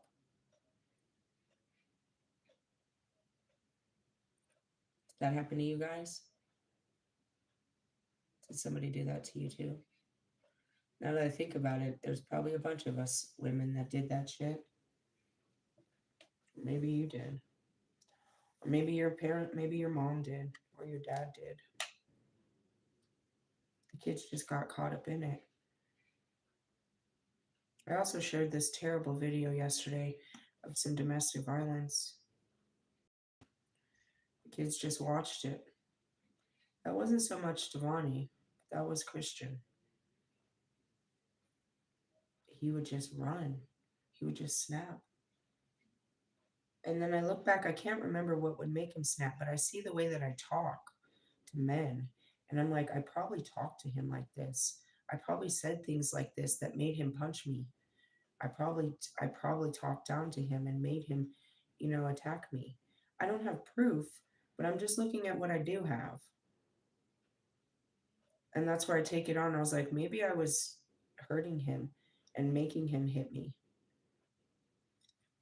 I don't know, but it was happening. And there was a bunch of those pinned down, beat down, covered in bruises, and the kids were just watching it. They saw that shit.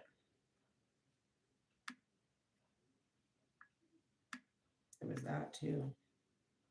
And I forgive him because, again, he would just snap in his head a thought. Like we get triggered, he would snap.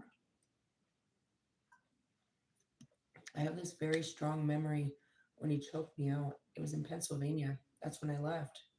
I remember the last one. It's not like it was the worst, but I remember what makes me leave. I can go back to the moment when it was too much. It was in Pennsylvania. And I remember him just sitting next to me on the bed. I hid in the bedroom. He'd come home from work and I'd make dinner and I'd set everything up and then I would go and hide in the bedroom. And he came into the bedroom and he tried to lay next to me and I told him, "You need to shower." And he grabbed me by the throat and lifted me up against the wall over it. That's all I said to him. And I remember reaching out to his mom, asking her to help me get out of here. I was so desperate that I asked her to reach out to Mickey, who was my arch enemy. I stayed away from Mickey. I hated Mickey because I knew Mickey had molested him. But Mickey was in Colorado and I needed to get out of there. I was so desperate I asked for Mickey's help. And she didn't help me.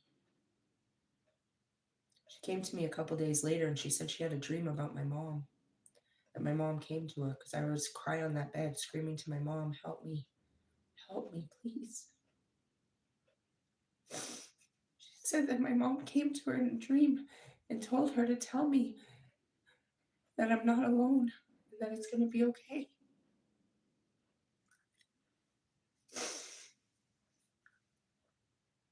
I ended up figuring out how to get out of there through a domestic violence shelter. It was my first one. There was one in the town where his mom lived. I just had to figure out a way to get there. And I don't know if I had money or where I got money, but I got money for a taxi. And a taxi came and picked me up while he was at work, me and the kids, and we went and hid in a shelter. And I put up a restraining order.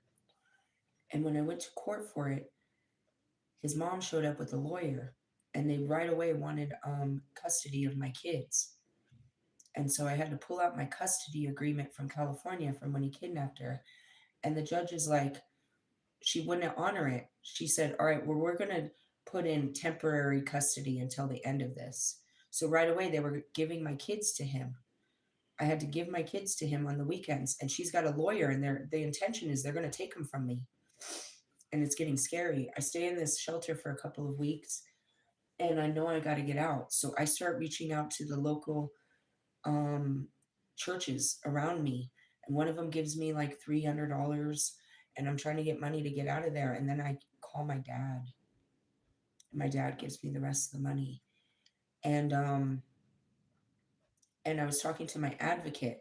My advocate was telling me all of this is tied up to the restraining order. If you drop the restraining order, then all of this goes away. So I went to the courthouse on I think it was on a Friday morning, and I dropped the order. I dropped the restraining order. So everything that had to do with that, which was the custody order, dropped too. And so the whole thing goes away legally. And she thinks that I'm supposed to meet her on Saturday for their next visit. So Friday night, I'm supposed to, or Saturday morning, I'm supposed to get on a plane and go to California. Friday night, the staff takes me to Pittsburgh hotel or the Pittsburgh airport, and I spent the night there. I was so afraid.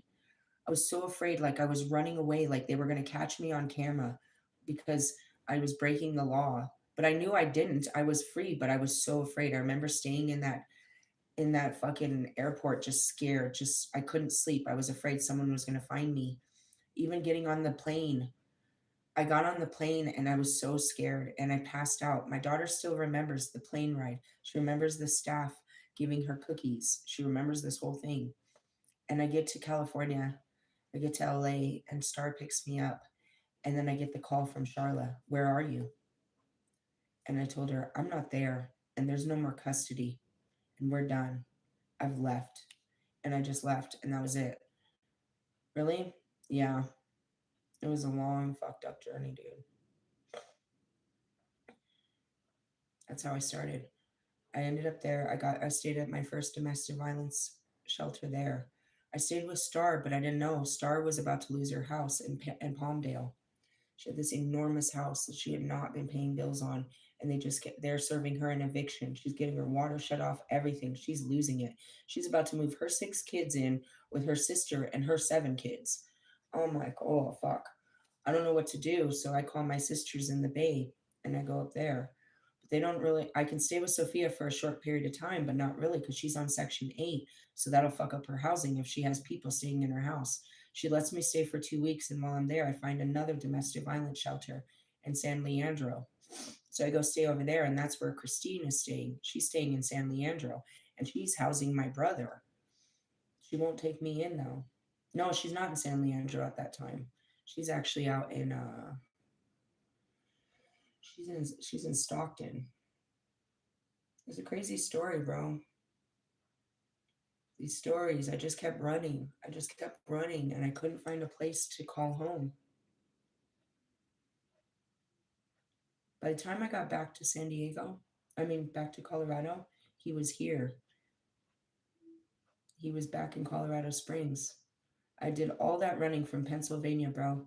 He left his house, he left everything, and he drove to Colorado. And he was staying with his sister in Colorado. By the time I got back, it took me over a year to get back home, and he was there waiting for me. Before I knew it, we were back together. It just kept happening. It's terrible. I couldn't run from him. And the whole thing was it was based on the past of what had happened. My oldest kids hated me because I ruined that relationship and I left their father. So my next relationship was twice as extreme. It was trying to keep the father, but he wasn't a father. I kept trying to keep it because in my head, you know what I mean, that's what my kids wanted. And he just wanted to be around Amelia, which is kind of creepy. Now that I think about it, all he ever cared about was Amelia. He never cared about CJ. I thought it was just so he could look good on paper. But now I start to wonder after all these years, because he did have, pedophilia, incest was in their family and all kinds of shit. That was always my biggest fear. He came from a family of incest and all kinds of sexual abuse. And as, Mary Jane got older, I was concerned about that shit. I was always concerned because they didn't have limitations. They didn't understand that this was wrong. They were never meant to understand that your sister touching you like that was wrong. Really? Somebody that doesn't understand that kind of right and wrong will repeat those kind of wrong acts because they don't see any wrong in what they're doing. So it was always a fear of mine. Then one day I get a call from Oklahoma. You need to come get your husband, dude. He's out here doing gay shit for fucking drugs. I get closer to the situation. He's in bed with a 15-year-old, bro. He's 29 years old and he's sleeping with some 15-year-old girl. Now, mind you, I'm 10 years older than him. So I'm like 30 fucking 7. And I've got, teenage kids. And I've got kids older than the ones that he's sleeping with right now. And this is all very bad. And I'm being told that he's doing gay sex acts for drugs. He's using himself to with men for drugs. I drive down there to try to get him out of it. I show up at Mr. Plum's. He's laying in Mr. Plum's. I come into the room. He's passed out on the bed. There's a big bag of dope, right? There's lots of dope coming out of his pockets, and he's just out of it. And I wake him up, and it's some weird ass shit, bro. I'm there for about 24 hours, and I'm like, I meet his dad. We do what we can with him. He's still doing drug deals while I'm there. People are coming and picking up shit. He's still totally out of it. And I'm like, I'm here to get you and take you home. He says, I'm not going. And I left him there.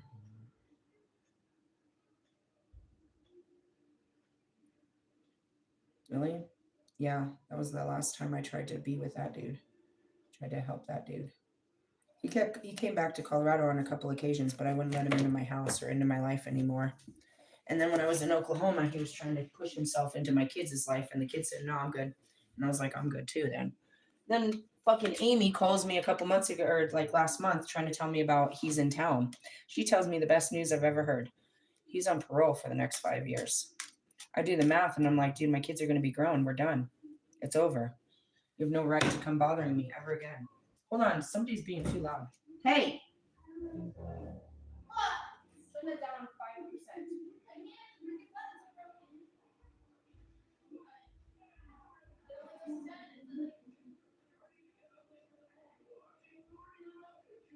You do this. I'm on a video.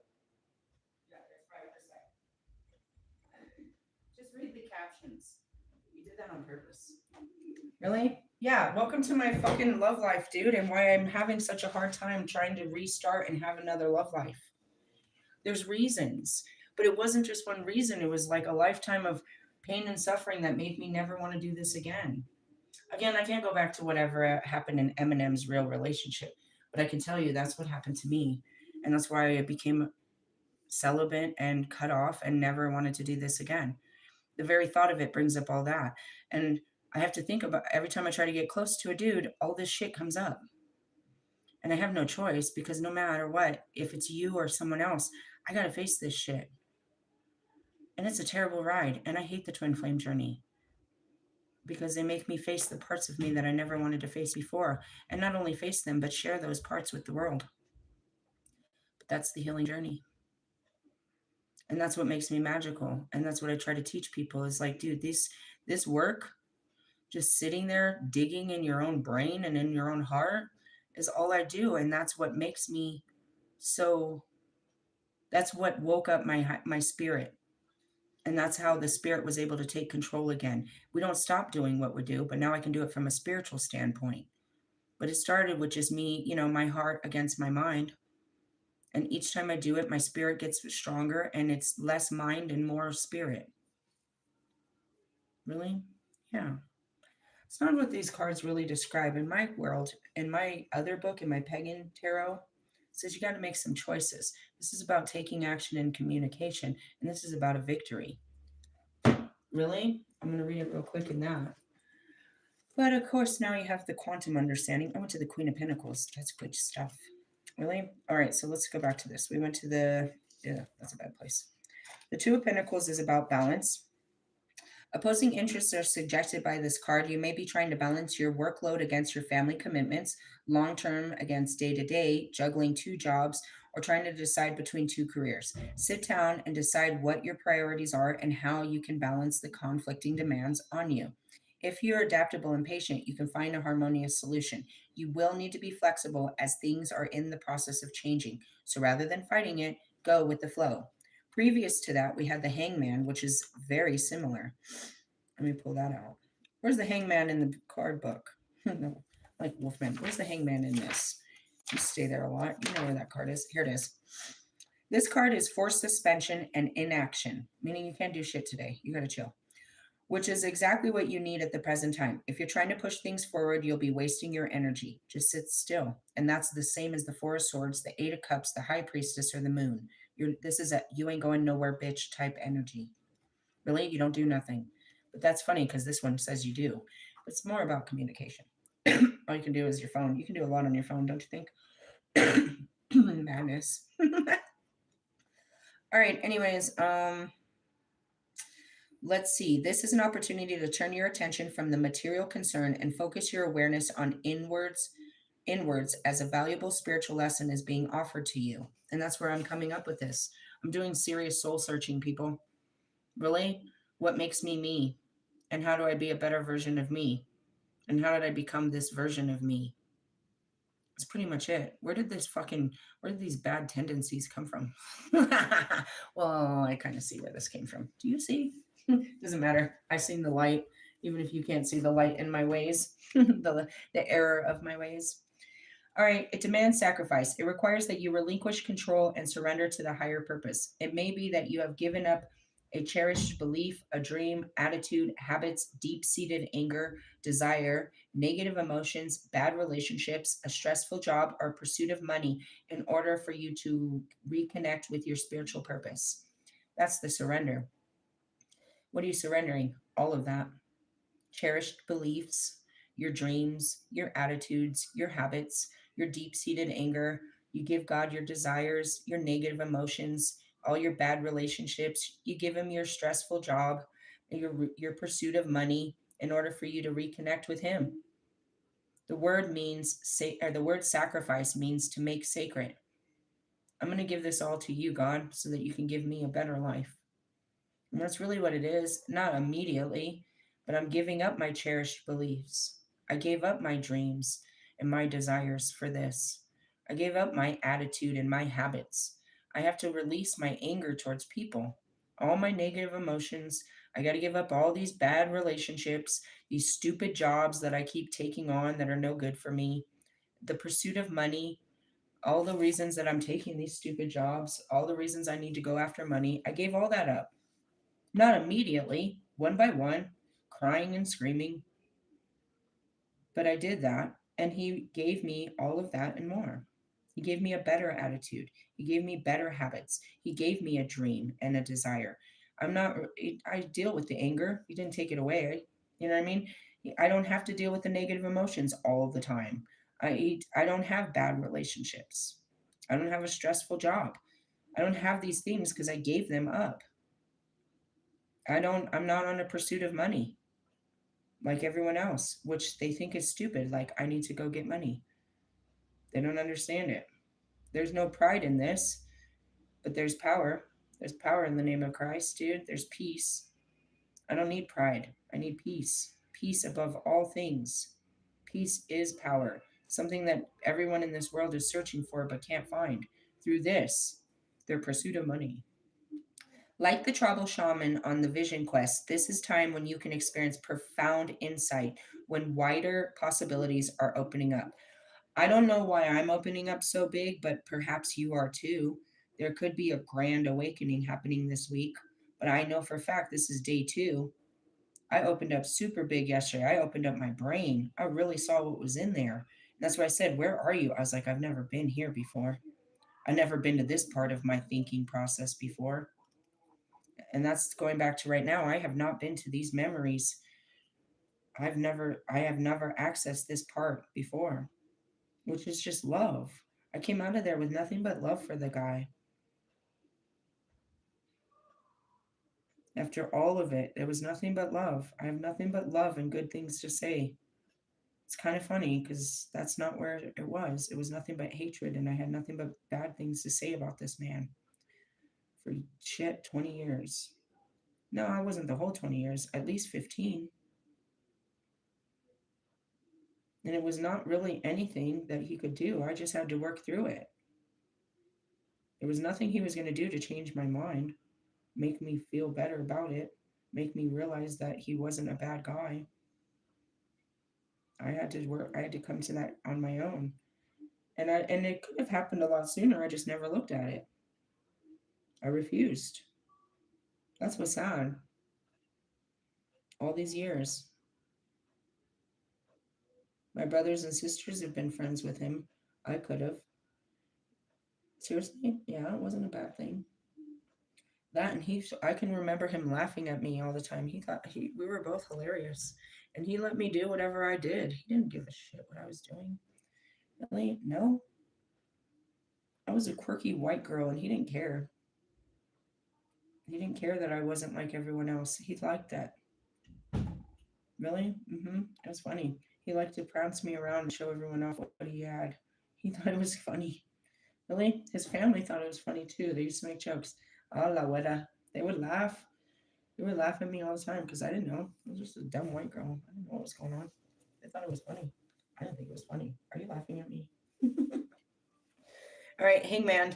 All right, so let's go to this Eight of Swords, which is communication, which I already took. Really? And it's a victory. Victory outreach. Is the cups? No. We need. Start with your wands. There we go. Six of wands, eight of wands. Six of wands is victory. Really? Eight of wands is action. The Eight of Wands ends a period of inactivity, and this is a time to be up and doing. There are things are about to burst into action. Something new and exciting is coming. Perhaps a message, a career, a business, a romance, a creative project. How does this happen? Because I'm working through the blocks. Things that made me say I didn't want these things are going away to where I'm open to receiving again. Really? Mm-hmm. Don't delay, but strike now while the iron is hot. You are going to be very busy indeed, and you're going to have the energy to reach your goals and accomplish a great deal of in a short time. As everything is set to run smoothly, life is good and full of adventure that could involve travel. Your imagination will now flow freely, and creative blocks you have experienced will be broken through. However, you are warned not to make hasty decisions as the Eight of Wands is about structured action and progress. The Eight of Wands are often called the arrows of love, so romance could be in the air. Be bold and seize the opportunity. I'm not really taking my shot right now. I'm trying to, whatever, that could be for you. They didn't tell me to take no shots. Not like that, but it's about communication. And then the Six of Wands is victory. The key word is victory and success. It is the minor arcana counterpart to the chariot. The achievement has not fallen out of the sky, but happened because you worked hard, overcame problems, and surmounted obstacles. You've applied your strength. And what they're talking about is relationship. I'm so close. I had to do a lot of mental repair to get into a relationship again. And then I came out crying last night. I've never been a girlfriend. I can't be something I've never been before. You're asking me to be something I've never been before. I can't be that. But I can be a wife. Really? That's all I know how to be.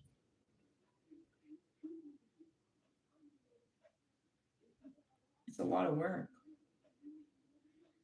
And that's where, I go back to looking at Wolfman. It's like, you can't do this over a week with people. You can teach them the process, but it's something that they have to learn. You know what I mean? It's like, this is a long, long process of healing. It doesn't happen in a week.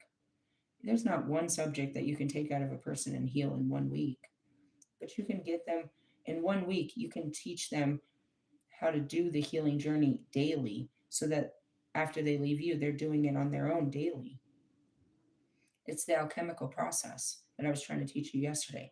You can't heal them. All you can do is teach them the process, but you have to know the process to teach them. And then that's what I do is you implement it every day. It's just a process to every person. This is how we handle harsh thoughts and harsh feelings. We sit down and we start asking ourselves those questions, and we keep going until we get the answer. And as I told you, this could take a long time for some of them. I've been digging at this for a long time. And only when that's how you know I've gotten to the bottom of it, because I've gone back to my very first relationship. And you can tell I'm healed because I'm not hurt by it. I had to go through all of that to get back to the beginning of when this started.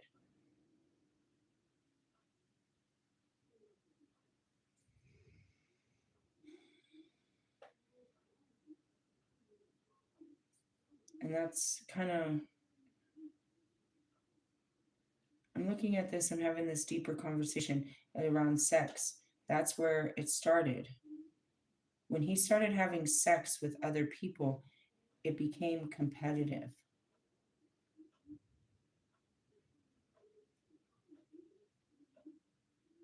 And that's when sex became controlling. Trying to go back, you know what I mean? It's like, where did all this come from? I was just trying to keep him to myself. When he started cheating, I remember being young and I couldn't understand why he was cheating on me. It's like, I'm doing everything. Why is he cheating on me? So I thought it was about sex and being better at sex because when I met him, I was a virgin, or so I thought.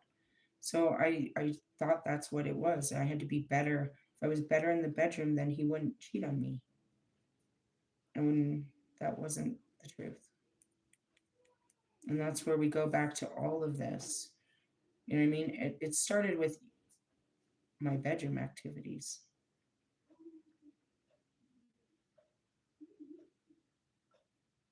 I remember we were young, we were like 18. We went into a sex store and he asked the lady, he said, "Where's the shopping carts?" And it was this old lady and she thought it was funny. She thought it was so funny. She started walking with us through the whole store, started grabbing all this stuff. We literally did own the Kama Sutra. We grabbed all this stuff. We were just experimenting. We weren't freaks. We just didn't know what the stuff was. Got little sex games and all this stuff. It was our first sex partner and we were just getting into it. I remember it was funny because my older brothers and sisters would come and ask me questions, sexual questions. But by this time, we got into it and then we had kids. It worked.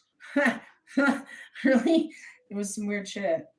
So you fast forward, I remember again, it was no big deal. I've been doing this since I was little. So, I have this memory where I'm going to meet Bobby and I'm like, let's go to the store. And he's standing there looking at all this stuff and I know what I'm here to get. And he's like looking in awe. Really? And then we grab some stuff and we go have a night. So then you fast forward to 2 weeks ago, I'm at the sex store and I'm buying stuff. This is normal to me. If I know I'm going to have sex with you, I go to the store and I buy some stuff. This is where it came from. It's not deviancy, it's just taught patterns and behaviors. This is just what I include in my sexual behaviors that are seemed wrong. But I don't know any better. So it's funny because now you fast forward, what am I doing? I'm trying to make love through sex. Again, it's just that word. That's all I got. It's like my whole life comes down to one sentence. I'm making love through sex. That's all you need to know about Lilith. Everything you never understood about Lilith and her sexuality. Lilith is making love through sex. That's what God made me for. I was supposed to make love to Adam. We were supposed to be in love through sex. Do you understand how big of a lesson this is? It's not just this lifetime, it's all lifetimes. Anytime a woman lays with a man or a man lays with a woman, they're making love through sex. It doesn't always look like a love act. It can be very carnal, but this is how we make love. That's all those fucking videos that you hear of my dirty sexual behaviors and how it's not acceptable and I'm such a freak. It's just love. A love that you're not familiar with, that's deemed bad. And that should be enough to you to release the LGBTQ. Just know they're making love through sex. And they only feel comfortable with this kind of sexual partner. Leave them alone. It's just an act of love. It's not a bad act. It's the only way they know how to love. Are we done? Can I die now? Did my life mean something? Did I learn my lesson from all my lifetimes? Can I have a happy meal now? Do I get sex? Oh, that was a great one. And the crowd goes wild. Seriously, I guess the sex equals love. So I guess do I get love in the form of sex? It's funny, isn't it? No, it's my life. Really? And all this happened before 8 o'clock. What am I supposed to do with the rest of my day? For those that don't know, we've got at least 8 to 10 more hours of fucking sunlight. God said not to do nothing with today. I'm gonna have to sleep that one off. Just lay in my bed with all those thoughts. Well, that's where you don't want to be on your deathbed with all this when you can't get up and do nothing about it. Really, you don't want to be solving all your problems at the end of time when everybody's already gone. Be able to solve these problems before they're gone. Really, there's nothing guaranteed. I'm serious. He had a bad life. His body has taken an absolute beating on. You know what I mean? Drugs and alcohol. He's really damaged his body where there's nowhere to say how long he can live. But before he dies, I want him to know how important he was to me and thank him for the role he played in my life. And you might want to consider that. You could still be young, but you don't know when you're going to get that chance to have that conversation with that person. And you don't want to be me, bro. I'm telling you, you have no idea how bad I felt in that car. This was all my fault because I just couldn't face him, which meant I just couldn't face myself. He didn't really do anything. He did, but it was forgivable, like everything is. And I sat there in that belief that it wasn't. But I forgave my second husband. I forgave other people. Why couldn't I forgive him? Here comes the sun, all bright. Not today, God. Just kidding. I told him to stop raining. He never knows what to do with me. Actually, take care of my plants. They look like they were taking a beating. Really like myself. Well, now I'm inside my brain. It'll take me a long time to get out of here and get back into, whatever the groove is. That's what it says. Internal healing is so much more important than the shit you accomplish outside. I could go outside and have a good day at work, but what I just did right now changed my life forever. It changed how I felt about my past and it opened up me to how I can feel different about my future. And that's the real important shit of shadow work. It wasn't one shadow. I had to go to layers and layers and layers of a part of my being to find out where it started. And now that's just the part that's just the beginning. Because what happens is then life goes on and this pattern part will try to come back out. That's the ego. The way of life that you used to live will still try to resurface because it is still part of your pattern, your program. You only rediscovered your program. You haven't stopped it yet. I haven't stopped shit. I just stopped and looked at it. Now, when it comes to happen, that's when the work happens. Really? Don't do this. Stop trying to. Well, I don't even know if it's about that. Stop trying to make love through sex. I don't think that's bad. Some of the things we do we deem as bad, but we don't understand. And I guess with a better understanding that I'm not out here having sex, I'm trying to make love with you. I'm trying to make love a lifetime of love through sex. it does change the idea of who you're going to have sex with when you're not having sex anymore, when you're making love. And I did say that, but I didn't understand it. That's what I said multiple times. I want to make love to your body. And I tried to describe it to what that meant, but I didn't fully have the understanding until just now, yesterday. This is an intense week. Did you guys see that? Did I read that it was going to be this intense during our weekly read? I don't know. Now we're going to use all this for creativity. I saw that. That's coming up on the 21st. Really? Yeah. Well, we made it through today. And if you didn't, you're going to have to make those decisions today. Deal with a part of you that you haven't dealt with. Probably you don't have to go looking. There's a part of you that's on the surface. And just once you deal with that, then another part comes up to deal with. And that's what we do. Sometimes, most of the time, all we can do is deal with ourselves. We let God deal with the outside world. Let Him deal with the people. Let Him deal with it. And that's having faith that, all right, God, you're going to provide for me today. I'm not going to go out and be the provider. I'm going to let you be God. And you're going to protect me and you're going to care for me and you're going to make sure everything's okay outside. And I'm going to sit inside and I'm going to take care of me and be a better person. He honors that because that's all He wants to do is be your father. He wants to be your protector. He wants to be your, you know what I mean, everything to you. But He can't force that. He wants you to, you know what I mean, allow Him, ask Him. You don't have to, but you do. The angels are there at your service. You have to ask for them, which is giving them permission to work on your behalf. They can't just you. They can't. They could. They do secretly, but they're not supposed to. You know what I mean? It's like they're secretly making things happen for you, but you're supposed to ask. Really? Yeah. So that's where that is. I'm glad I at least took a shower before I got all this fucked off. I'm ready for another one. Really? I can't even, dude. The idea of just sitting in my car and even smoking a joint right now is too much. Putting on music, can't even, bro. I'm fucking fried. I can't even do anything. I'm so fried right now. My brain is turned off. My body, like, it's too much. I'm too sensitive to everything now. Really? You know what comes next? A paradigm shift. What does that mean? Well, obviously, I just fucked with my reality. So it's going to shift real hard. The way I thought, the way whatever I was focused on is all going to be all fucked off again. I didn't really have a focus. So maybe they'll put me on focus.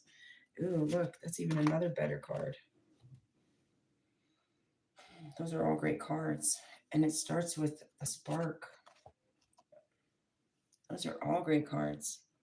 Really? Yeah, it's a good day.